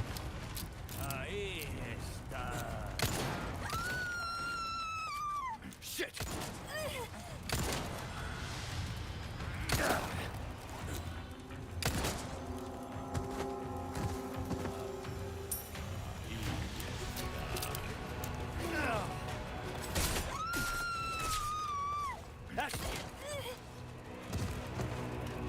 These guys are physically kind of weak. Let's make sure we get the treasure before we advance. Is the treasure underneath? Thanks. I think we're good on clearing guys out. So yeah, I got, when I first bought, well, not bought, when I first played this game, where's the treasure? What am I missing? Is it underneath me? We'll run backwards real quick, everybody, sorry. So when I got all the way through the entire village section, believe it or not, all the way through the whole village without running. Like, it's like a speed run. Like, or not a speed run, like a challenge run. The fact that I thought to myself, there it is. That one's hard to see.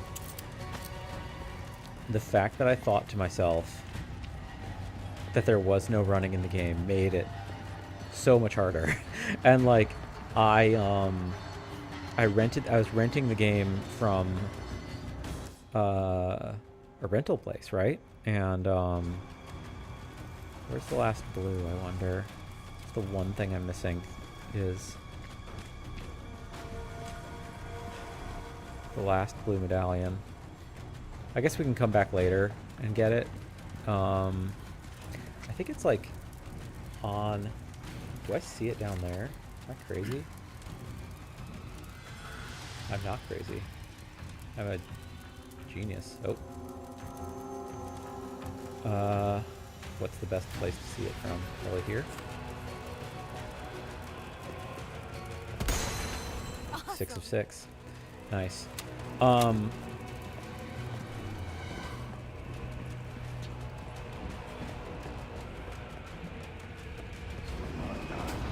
Nope. Guys, I do want to destroy the door, but let's start by...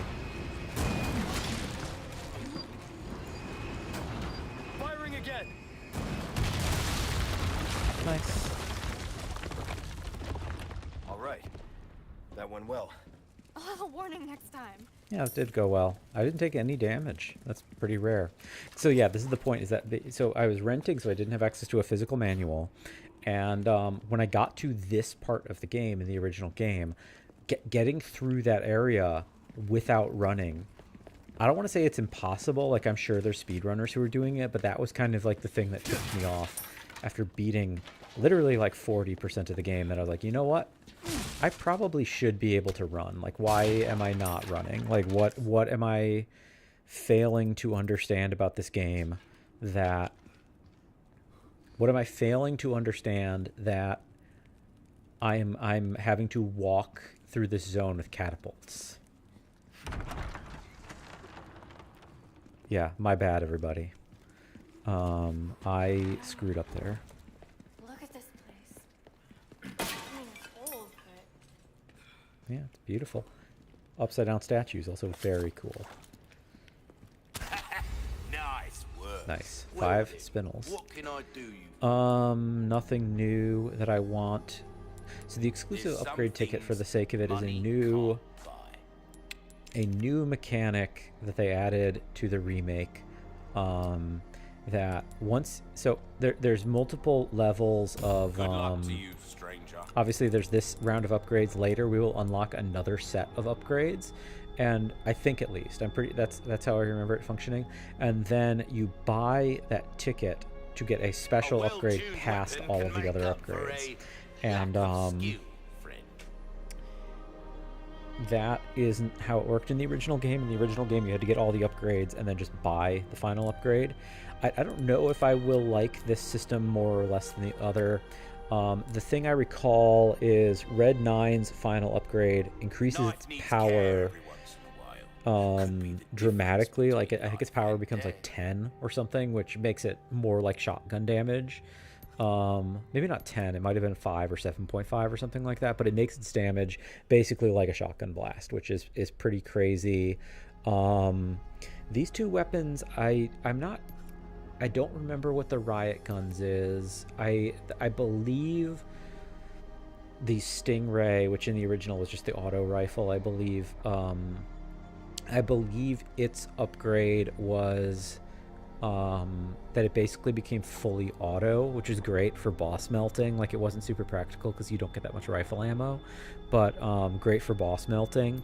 And then Broken Butterfly, I believe, increased the damage dramatically. Like, you know, you go from 15 to 18, Not seen and I think it's like anything 18 like, to stranger. 25 maybe. But then I think like the max damage upgrade for it is like 150 or something insane. Like, it's like Got a selection that's of also good like things on it turns sale, it into a boss stranger. melter again. Come. Okay, I don't think we need to do anything, and I don't think we need to sell anything. We could put 2 in this, but we'll probably wait until we get more treasure. And before we advance the story, we're gonna just break one more pot. But yeah, to finish up the point, third build of this game, Hookman build, had you chased by a pursuer called the Hookman, obviously, but also involves a castle. And arguably the fourth build of the game is called the hallucination version. The hallucination version, a lot of people think, I believe, is supposed to be like just a variant on the Hookman version. it was some of the stuff we saw from the Hallucination and Hookman versions of the game have subsequently been retooled into later games in the series, or at least I think that's kind of the speculation. We proceed into the Great Hall.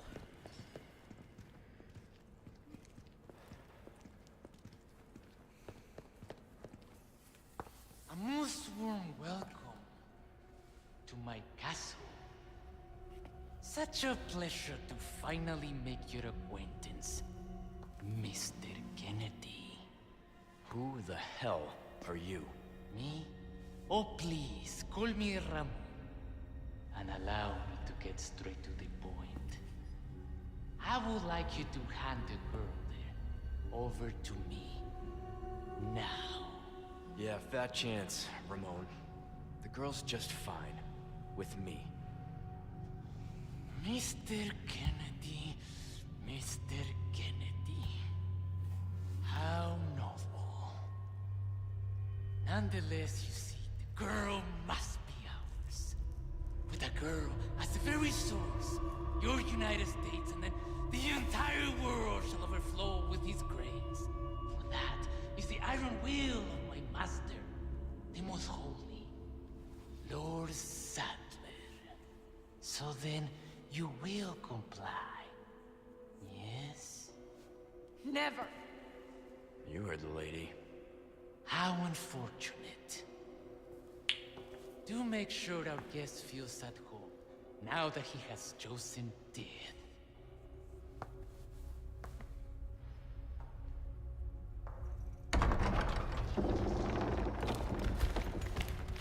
Leon? Just stay close. Grenade time. Here you go.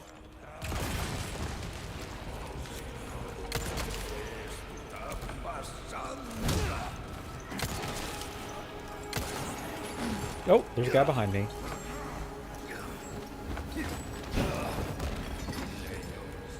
That's on me.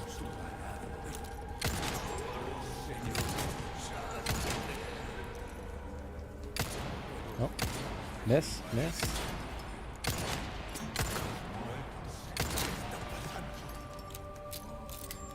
Oh, and we can finally suplex.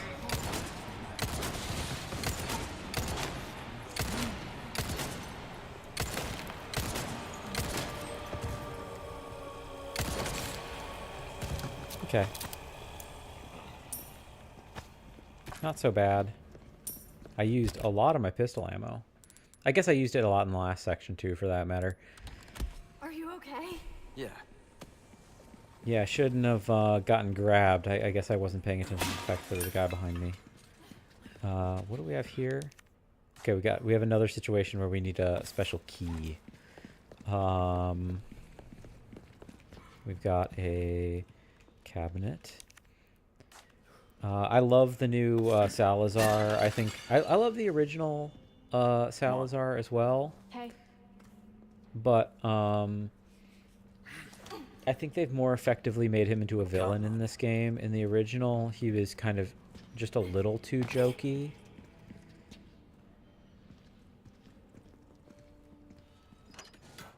Okay. Cool. Thank you, Ashley. We'll continue to explore before we go that way. Is there anything? Can't get there yet.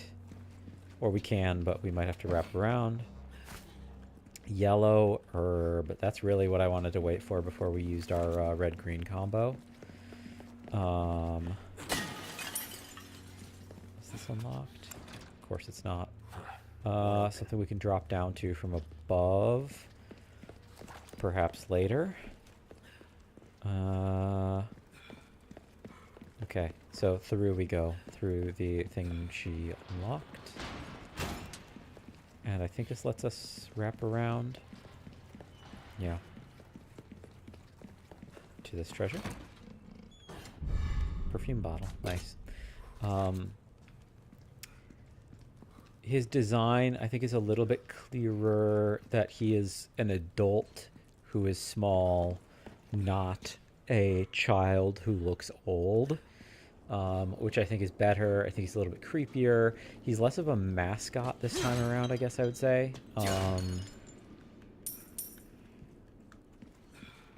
Which, you know, some people will like, some people will dislike. And I can't remember, are these doors locked? Yes, that's why we can't. That's why we have to go through the side door. And is there a treasure? Am I missing something to shoot down? There's a bunch of treasures in this room, obviously. So this is the locked chest. This is this is the square lockbox. That's behind the door. You're a locked drawer. That's what it was. There is stuff through the wall. And then there's stuff in another room we currently don't have access to. Or a space we don't have access to. Okay, so we gotta poke our way through. Gap in the wall.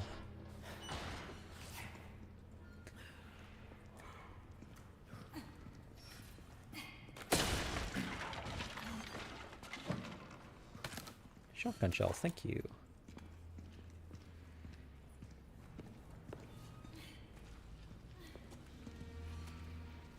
Looks like we can continue on this way. Be careful. Now, this sequence is really dramatically changed from the original game. This is another one that I actually love. I think this is like just straight up better than how it's handled in the original game. It's so eerie. Poor bastard. That's no way to go.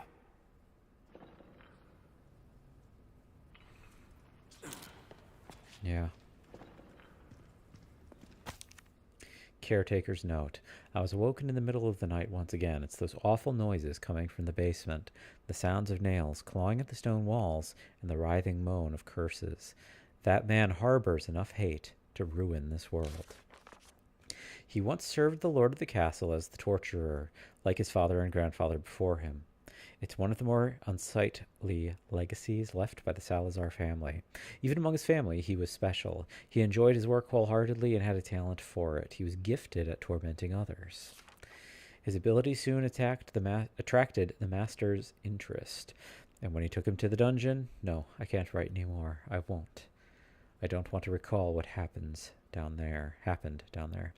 My mind can't take it. It will break me.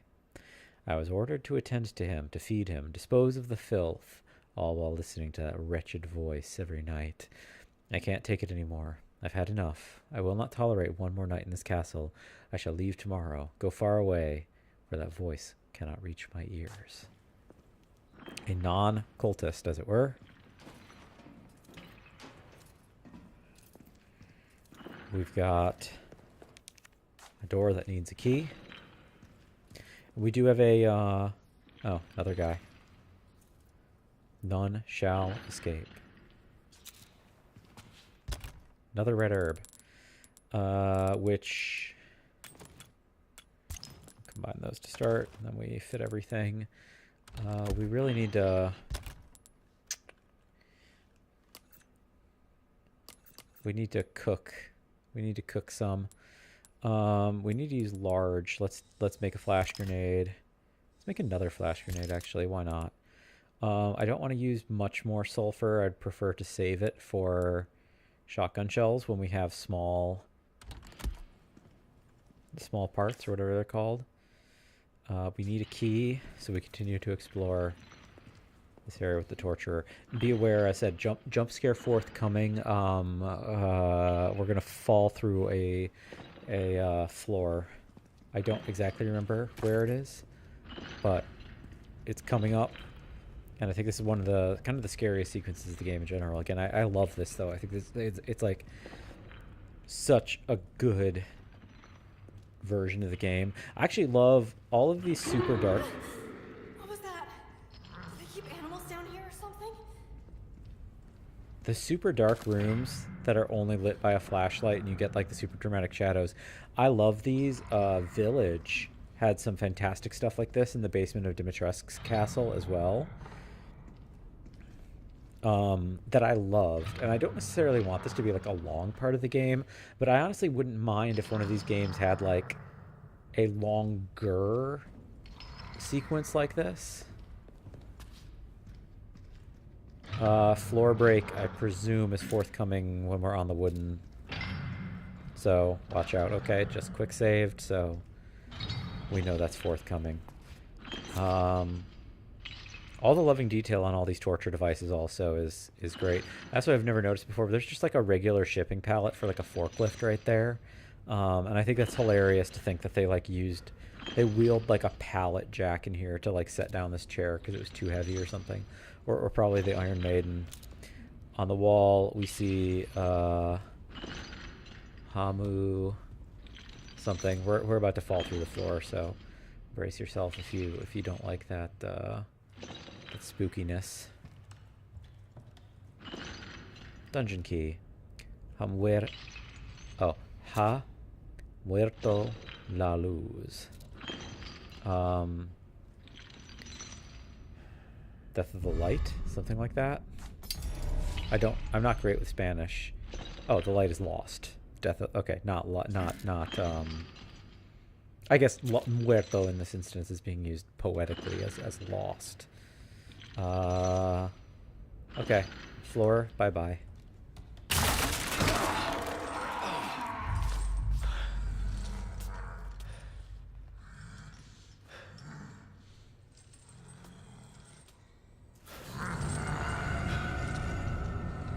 Oh yeah, I guess I should have warned for gore. Sorry.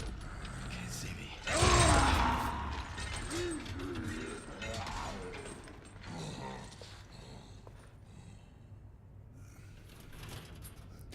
So he's chained up. He's got Wolverine claws. A bunch of severed heads around his feet. So yeah, everybody, we have a stealth section, basically.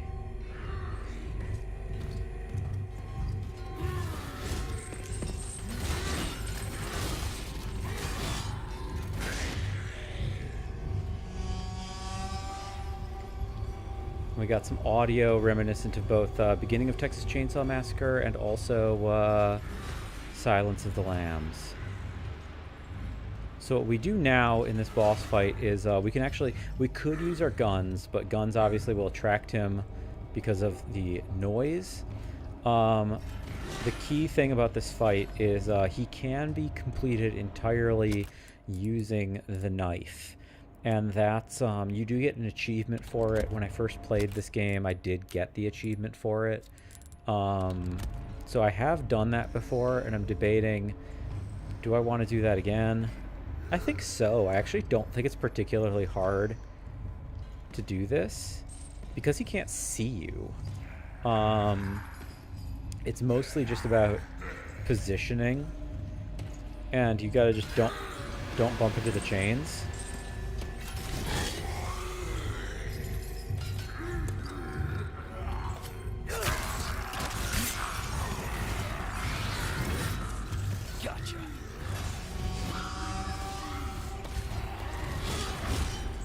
I don't think we even need to be crouching.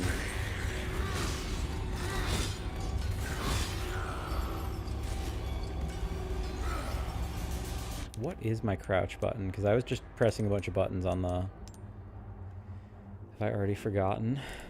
Key bindings. What's crouch? I feel safer crouching. E. I keep forgetting that because that's such a weird crouch button.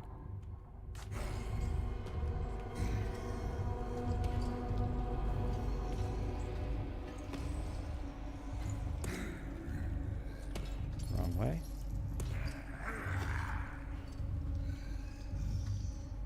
We just got to make sure we don't bump into these chains that are hanging low. It's kind of the real trouble.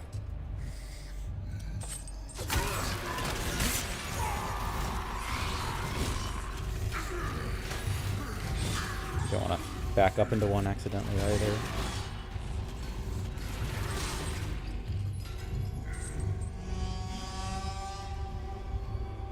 Yeah, that sound is so reminiscent to the opening audio to Texas Chainsaw Massacre. It's funny though, like as threatening as this fight is, as said, not mega hard.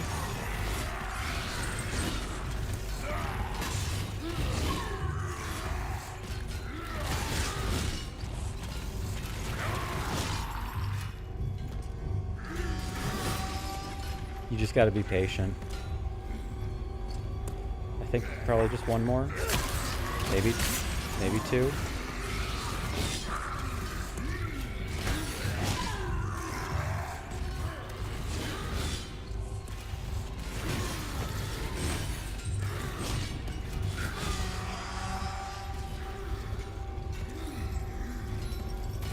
Nope. A little too early.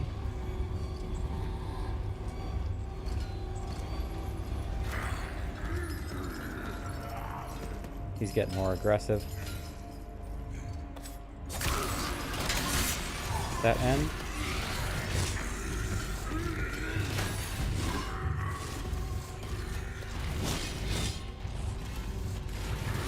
Maybe not. Maybe one more? Maybe... I don't know if upgrading your knife damage speeds this up or not.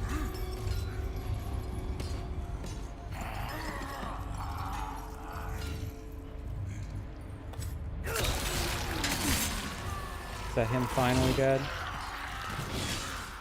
Seems like it. Okay. Well done, everybody. Quite smooth. No damage. Red barrel. Not as good a drop as I would have expected. Get a little ammo. Little money. That money is gonna disappear real quick, by the way. If anyone's looking at the 100,000 and they're like, ah, he's rolling in it, like that's gonna be... It's going to evaporate as soon as we, There's nothing else in here, is there? I don't think so. There's a treasure upstairs. I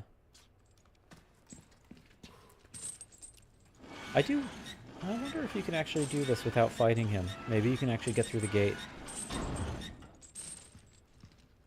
Perhaps.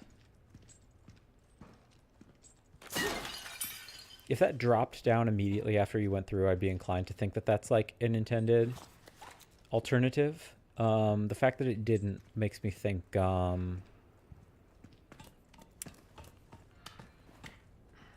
not supposed to, like run. It's not that you're not supposed to run from him. Did I miss the treasure? Is that in this room? No, it's still up. Sorry, everybody. I just want to make sure I'm trying to be a completionist about this stuff, you know. Hello, Ashley. Cougha, cougha. Hopefully it's not the bloody cough. Oh, it's the guy. That's sad. Sorry, guy. You're a door. Nothing. You were right about the animals, though.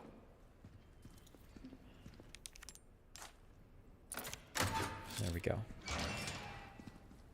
So anyway, as we've discussed, the castle's quite significant to this game, and was always kind of part of the plan. Was maybe always the main plan, and the amount of love and like gameplay mix of gameplay ideas in both the original castle and the remake castle. For now. I feel like does speak to the degree to which this was like at the center of their considerations. We've got 2 treasures in this room.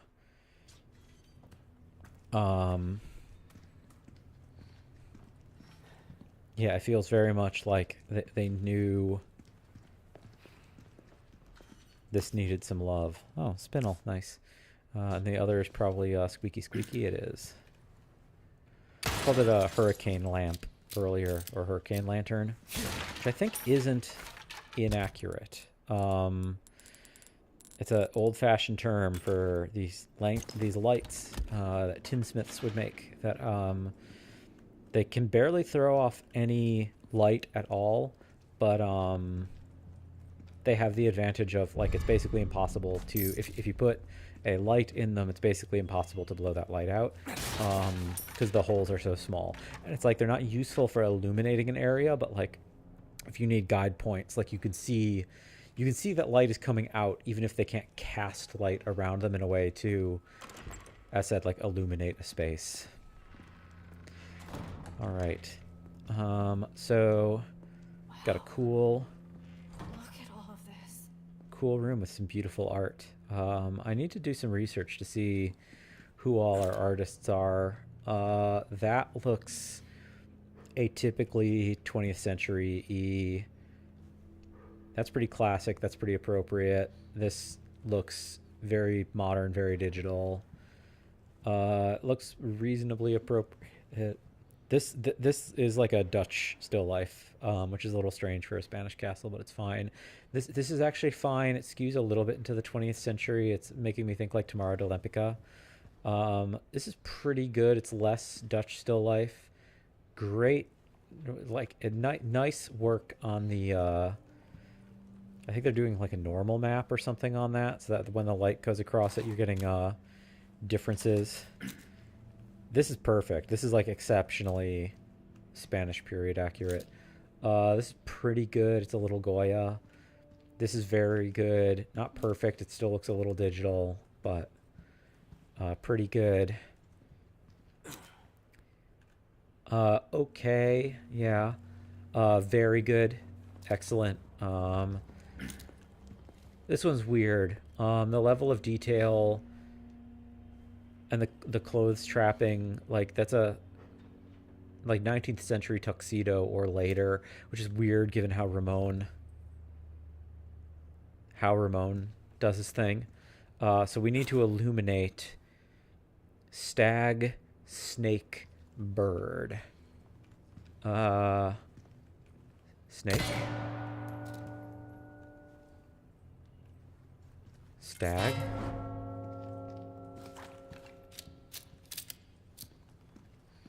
Bird.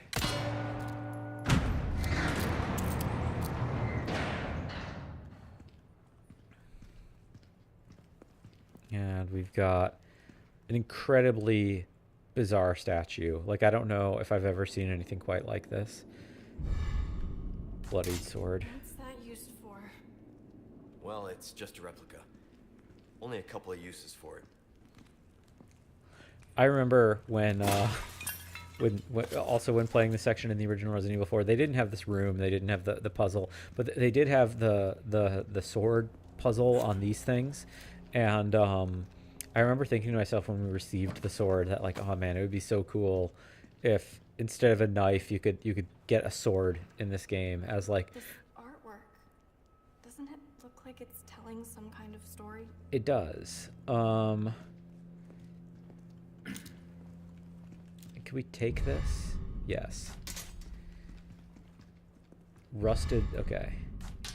So we have a rusted sword, a golden sword, an iron sword, and a bloodied sword. Rust belongs on the grave, naturally. Blood belongs in combat. Gold is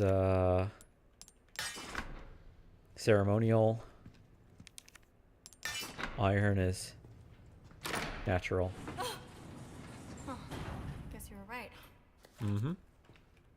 But yeah, in the original game, I thought to myself, the sword looked real enough as a model that it briefly crossed my mind for a split second that we might be upgrading, and instead of having a knife, you could have a sword. Funny detail also, all these hammers all over the ground. Were they destroying the art, I guess is the question. I don't know. We got some leaning paintings over here. This is a good lean, by the way. I would say first you should rotate it. You shouldn't, if the wire is that way, you should try to keep paintings in their orientation. But leaning at these 2 points of contact like that is a good method. I prefer that to leaning it straight on the wall. Like if you can lean something in a corner, that's what I always recommend. This thing of leaning it on one point in the center, hate doing it, happens more at art galleries than you might think. If it hasn't, you know what? Can we not? I can't break the wine. If it hasn't come up, I work in the arts, everybody. Hence talking about the paintings and knowing about painting handling. I will also say, if you're ever thinking to yourself, oh, I want to put a wire on the back of the painting, like that one. I actually hate wires on the backs of paintings. I don't recommend them. There are much, much better ways to install paintings. What you want to do, the actual best way, the actual thing I would recommend is across the back of this thing, maybe across the back of the frame, in some structural place, you should attach a French cleat. That's how they also attach like cabinets to walls, is with a French cleat. That's the best way to do it. It holds the most weight. It's going to pull it to the wall, and it's also the easiest to level. It's like the best of all worlds. Like it's not it is the strongest. It is the easiest. There's no drawbacks at all. Use French cleats, everybody, if you can. Oh, snake. Nice. If you're not going to use a French cleat, if you can't use a French cleat, which is certainly possible with especially stretched canvases, sometimes it's a little bit difficult to implement, especially if there's like a crossbar or something. Next best bet I would recommend is put D-rings on. You can get D-rings with attached to lashes, and you attach those lashes, you measure from the top, measure down, maybe about a third of the way down the height of the painting, attach one on each side, 2 screws. They go straight into the wood, and then you can either put a couple screws in the wall that the D-rings hang off of, or if you want to spend some money on it, you can reuse them, and then also they don't damage your wall as much. You can get there's these hooks, there's these wall hooks that you hammer into place with these little tiny nails called florets, and they're very easy to install. People who aren't familiar with art handling will sometimes question the strength of these hooks and the nails. You can do them straight into drywall, dead serious. If you have a double floret hook, like a hook that has 2 florets on it, it can hold I think it's either 50 or 75 pounds. I think it's 75 pounds. So that's 35 kilograms for one, and you need 2 to put it up the painting, so that we're talking about 150 pounds. You can hang like any painting on that. That's amazing. If you have something that's really heavy, like if you have like if you have something behind glass, if you have something, first of all, if you have glass, you should put a cleat on it, but whatever. If you have a really, really, really heavy painting that needs hooks, the 3-prong florets, those are graded for 100 pounds. So like it's very unlikely anyone who's listening to this will ever install a painting that's like 200 pounds. Okay, so we need... Hang on. This is the same room as before, isn't it? Snake and lionfish. Lionfish.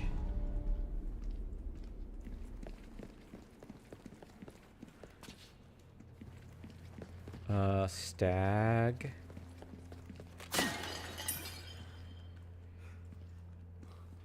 Kick down a ladder so we can get up and down as we need. Can we go across? I have to jump. You stay here, Ashley. Right. Okay. Leon, what are you doing? Don't even think about trying this yourself. Me? Oh, I screwed up. I should have gone. There's Snake. Hey, wait,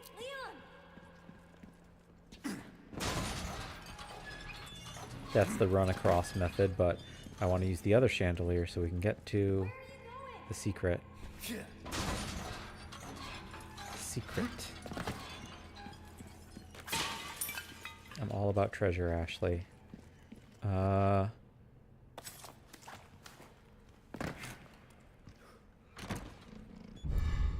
Hourglass. That's what I thought we were going to get in the first one we opened. I knew the hourglass was somewhere around here. That's the case in the original game as well, if memory serves. Leon, are you kidding me? No. Jumping across chandeliers, seriously, who does that? Leon, because he's a dork. What are you, my mother? Cool, tough guy, though he may appear to be, he is in fact a dork. He is a dorky character. That's his lot in life. Is there anything else in this room we're missing? Wait, what did I miss? Locked. We missed something through the crack in the wall. Come on. Hang on. Can I not just drop down? Guess not. Play a game of... Yeah.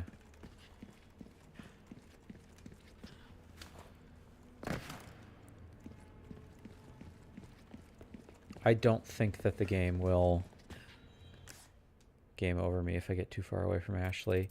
That's still a locked drawer. I missed something in here? Is it in here? Or is it through? I think it's, yeah, it's through the cracked wall. Hey, wait, Leon! Oh, well, that's dumb. Ruby. Get out of the way. Out of the way. We're going back through. This is the one moment where I wish you could tell her to just stay in one place rather than having the, in the original game you can tell her to just completely stay put. In this one, it's stay close to me or like be more loose.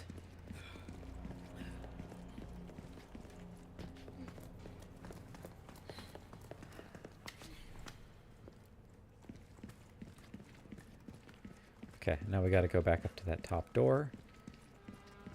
I think we're all clear. Otherwise, we need a drawer key and we need a cube. Okay, keep up.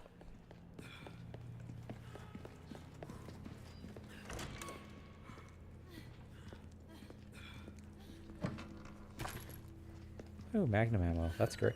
We're actually... We've got a lot of magnum ammo right now. Like, shocking amount. We're honestly doing extremely well on resources in general. I might eat this snake real quick to get my health high.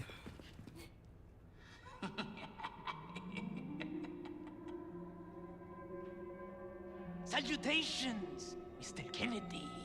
Are you ready to hand over the girl? Not this guy again.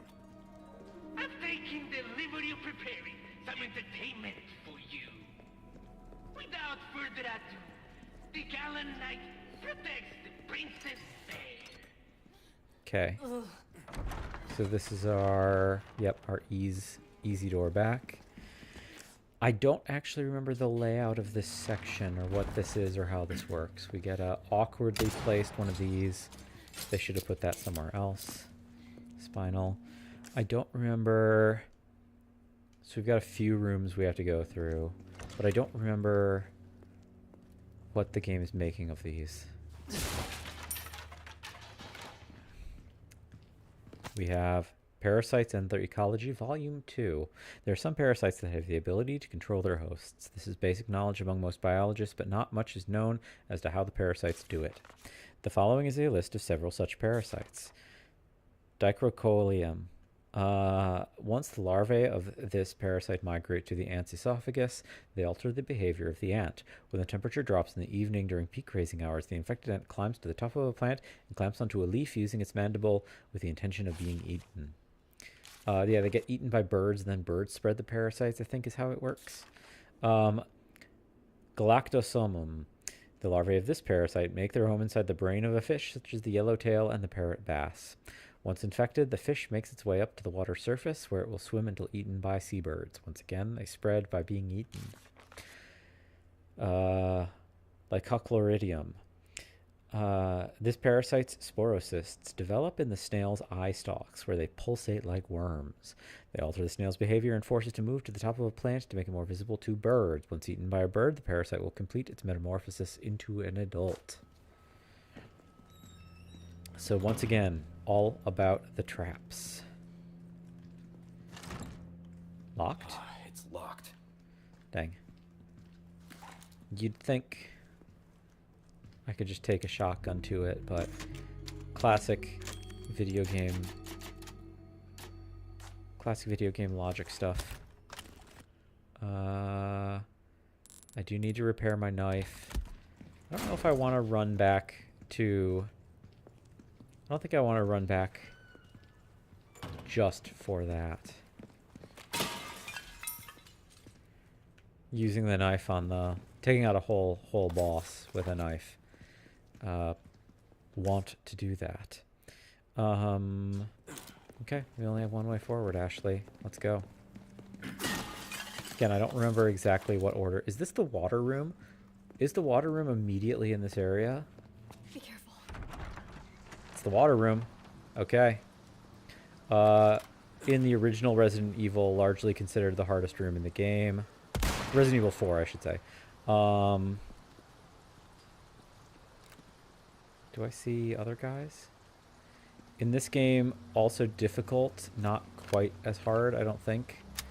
Generally regarded as the room that ends speed runs. I don't remember precisely the way that this is handled. Why the water is black, I also don't know. Leon, they're here. I hear him. Ah, the entertainment.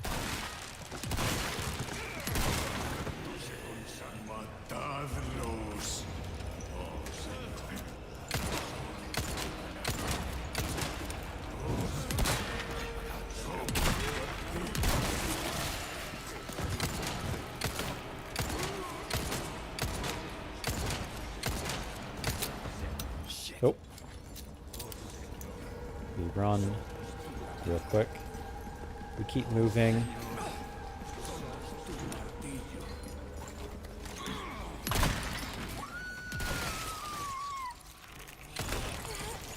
Nope, nope. Oh, this is a problem. Run with me, Ashley. Ashley! That's a problem. I'm reloading. Yeah, this room's not easy. Are you assigned to 6? Or now? Look away!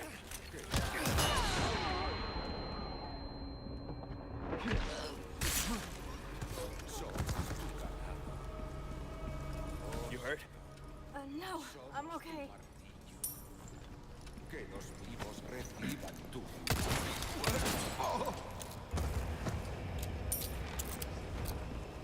Okay.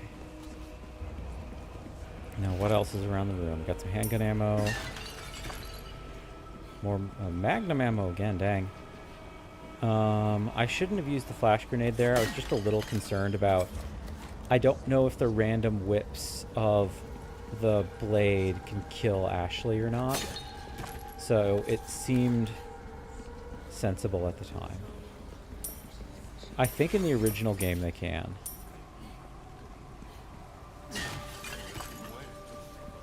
I hear more guys. Don't see them yet. We pick up more stuff. We used a little more shotgun ammo there than I would have wanted also, but it's okay. Let's Are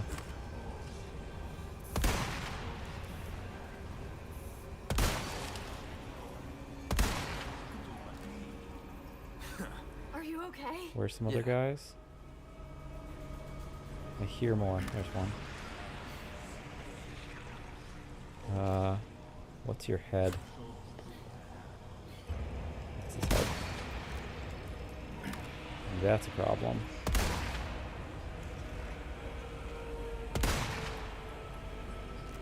I might use another flash grenade to take those two out, because those two guys are a problem. Here you go. Yep, those two are gone now. Ideal. Because those things can instant kill us for the sake of it.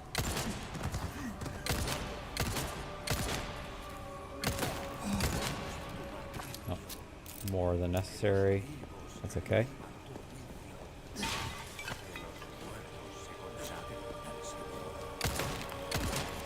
I want to do a suplex. Let me suplex. Nope, that's not a suplex. Ow! I was shooting you. Rude. Oh, there's an explosive barrel over here. I should have used that. You okay? Yeah, no sweat. That's okay.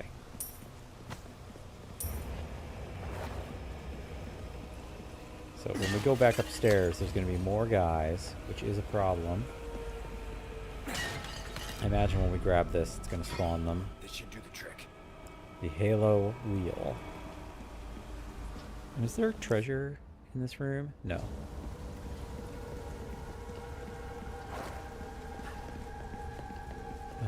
We have to use this.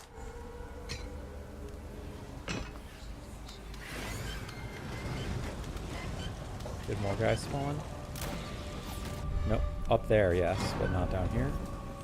Before we go upstairs, we grab the last vase. And before we go upstairs, let's see if we can also...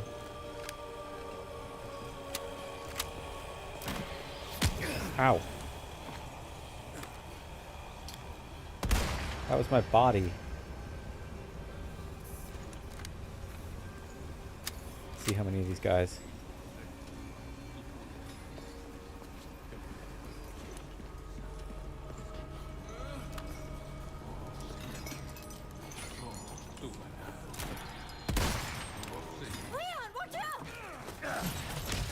Ow. That's not good. Get up, get up, get up. Shotgun time. Yeah, I'm fine.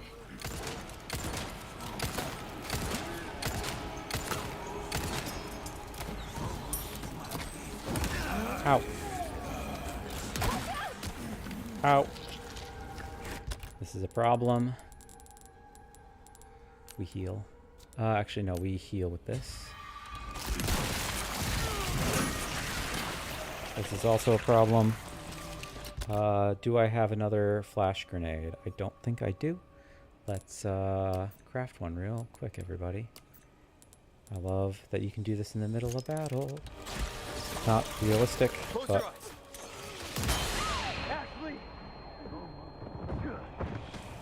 You hurt? No, I'm okay.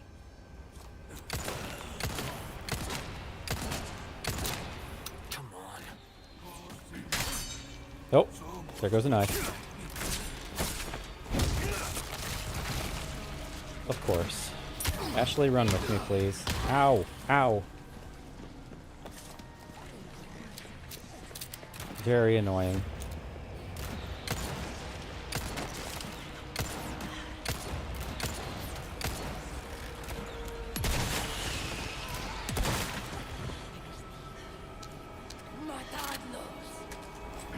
Huh. Lady cultist. Ow. Give me a break already. I really gotta take out those archers, huh?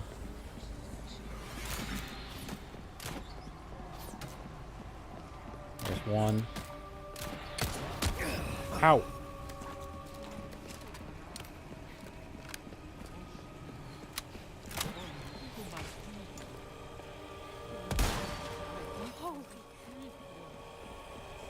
Think that blew a head off? Where are the other archers? Was it just that one? There has to be one more. Yes.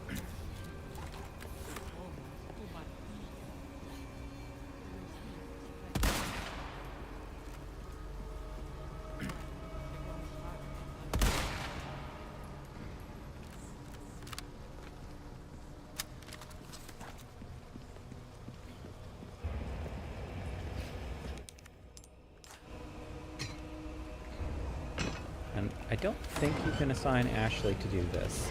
That's something you could do in the first game, which I always found funny. Right. Awesome. We're not out of the woods yet. Missing something over here. I don't think... Can you... I guess we maybe climb to the upper section from... We have to climb this, and then that lets us wrap back around to pick up whatever we got from... Yeah. People we killed up here. There's also, like, a relative safe zone. In that, like, enemies will be very filtered.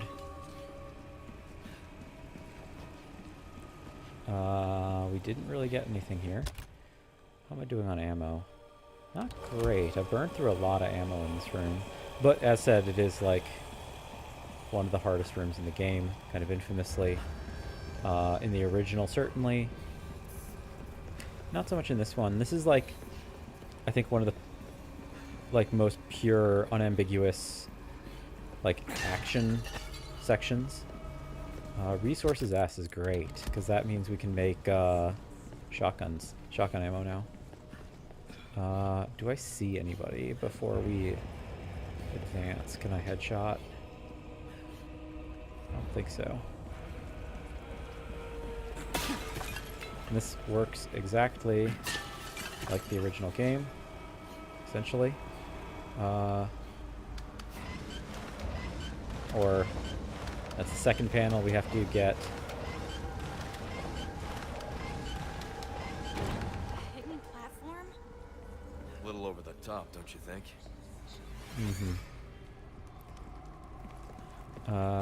Ashley, okay, you get up there instead of doing, oh, resources, nice. Instead of, let's actually make a flash grenade just in case. E, make one more flash grenade, which does mean I can't make shotgun ammo anymore, but No problem. it's okay. I think we'll be fine. Instead of white paint, we got a black splatter, which makes sense in this room. I'll cover you. Don't stop.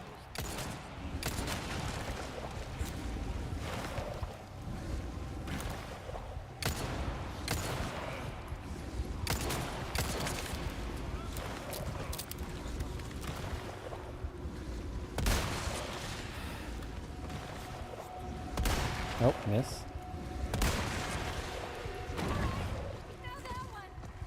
Be careful. At some point, there's going to be guys who come for me, which is why I keep checking. Yep, here we go. We try to take them out quick.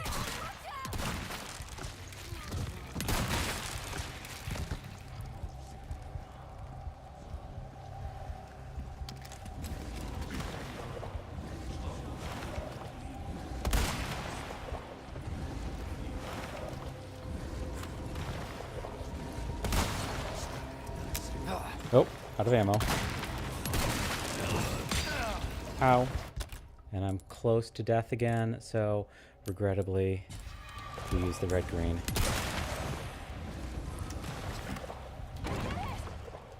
Okay, Ow. get back here.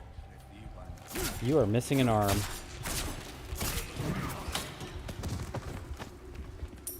And we run around. Ashley, come to me. Got it.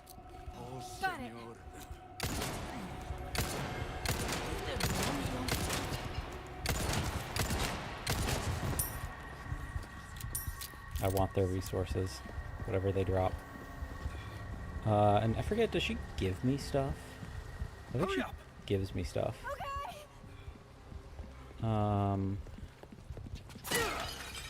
Maybe that's later in the game. Anyway. Okay, that burned a lot of our resources. This one poor guy is awkwardly trying to figure out how to get down to come get us. Okay, we reach the courtyard.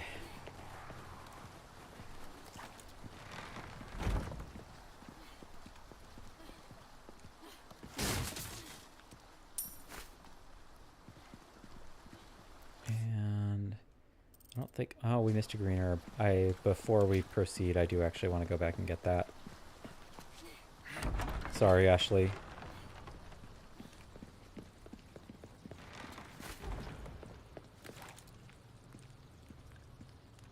I don't think we need to fight anybody in here. I think it does repopulate with enemies if we want to go back to the Great Hall to get those treasures at some point. But for the time being, we're okay. We wrap around here, and I think this is our only way forward for the time being, which is fine. We're nearing the end of chapter, everybody. So, there we go. Spread out. Okay. Not spread out. Get a climb.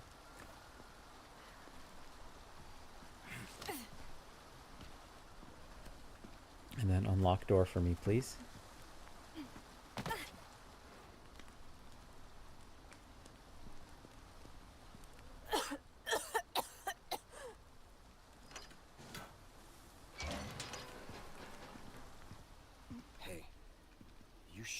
you're good. Yeah. We proceed forward.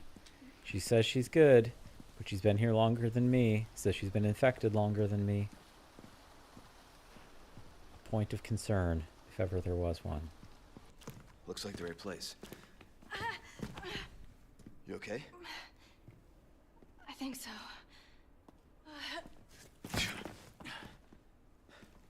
Instead of worrying about her, worry about your own skin.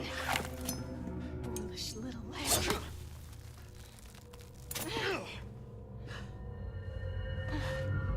Temperance, child. Ashley.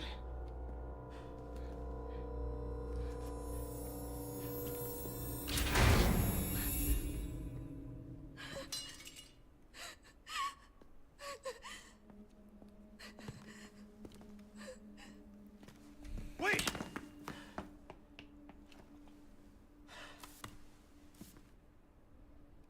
Shit.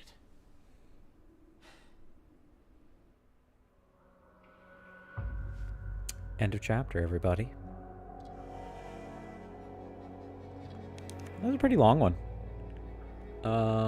Water room is about as hard as I remembered it.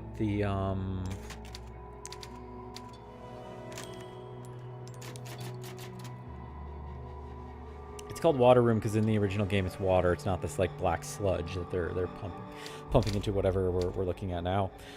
I do kind of want to keep going, but it's pretty late for me, so I think I am gonna hop back to menu.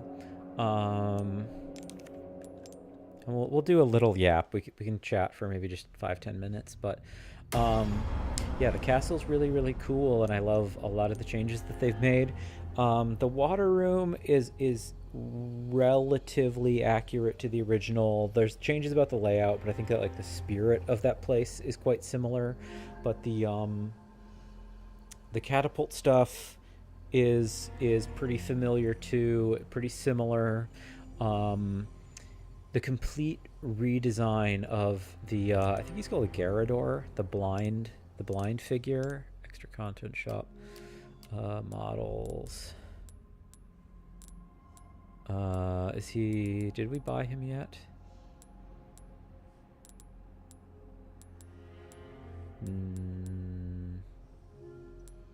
Is he even available to us yet is the question. I don't see him. I think he's called the Garador, if memory serves. The Wolverine guy. I think that sequence is amazing. I think it's like better than the original game. It's short, but it is so effectively done. I think it's really, really cool. Yeah. I am a little bit bummed, maybe not bummed, but the fact that and we don't have Garador concept art either. The fact that oh no, we do. I saw it. 1 second. Nope. Wow, game just crashed on me. That's new. Never had RE4 crash on me before. Okay. We're stuck on looking at the model screen because my capture doesn't have anything to look at anymore, which I guess is as good a reason to end the stream as any. So thank you for watching, everybody. What a weird crash that it didn't crash at like an intense part of the game. No, instead it crashed when in the menu, looking at models. I guess the 3D models are like live things that like there's a lot of them, so maybe loading in all the models screwed it up. I don't know. Weird. Never seen that bug before. So anyway, this is fun. Happy Valentine's Day, everybody. I hope you enjoyed watching, and yeah, that's chapter 7 done and dusted. We'll get into chapter 8 tomorrow, which includes the what's it called? The hedge maze and the return of Ada Wong. So I think at least the return of Ada Wong is there. So anyway, looking forward to it. Thanks for watching, everyone. Take care. See you soon.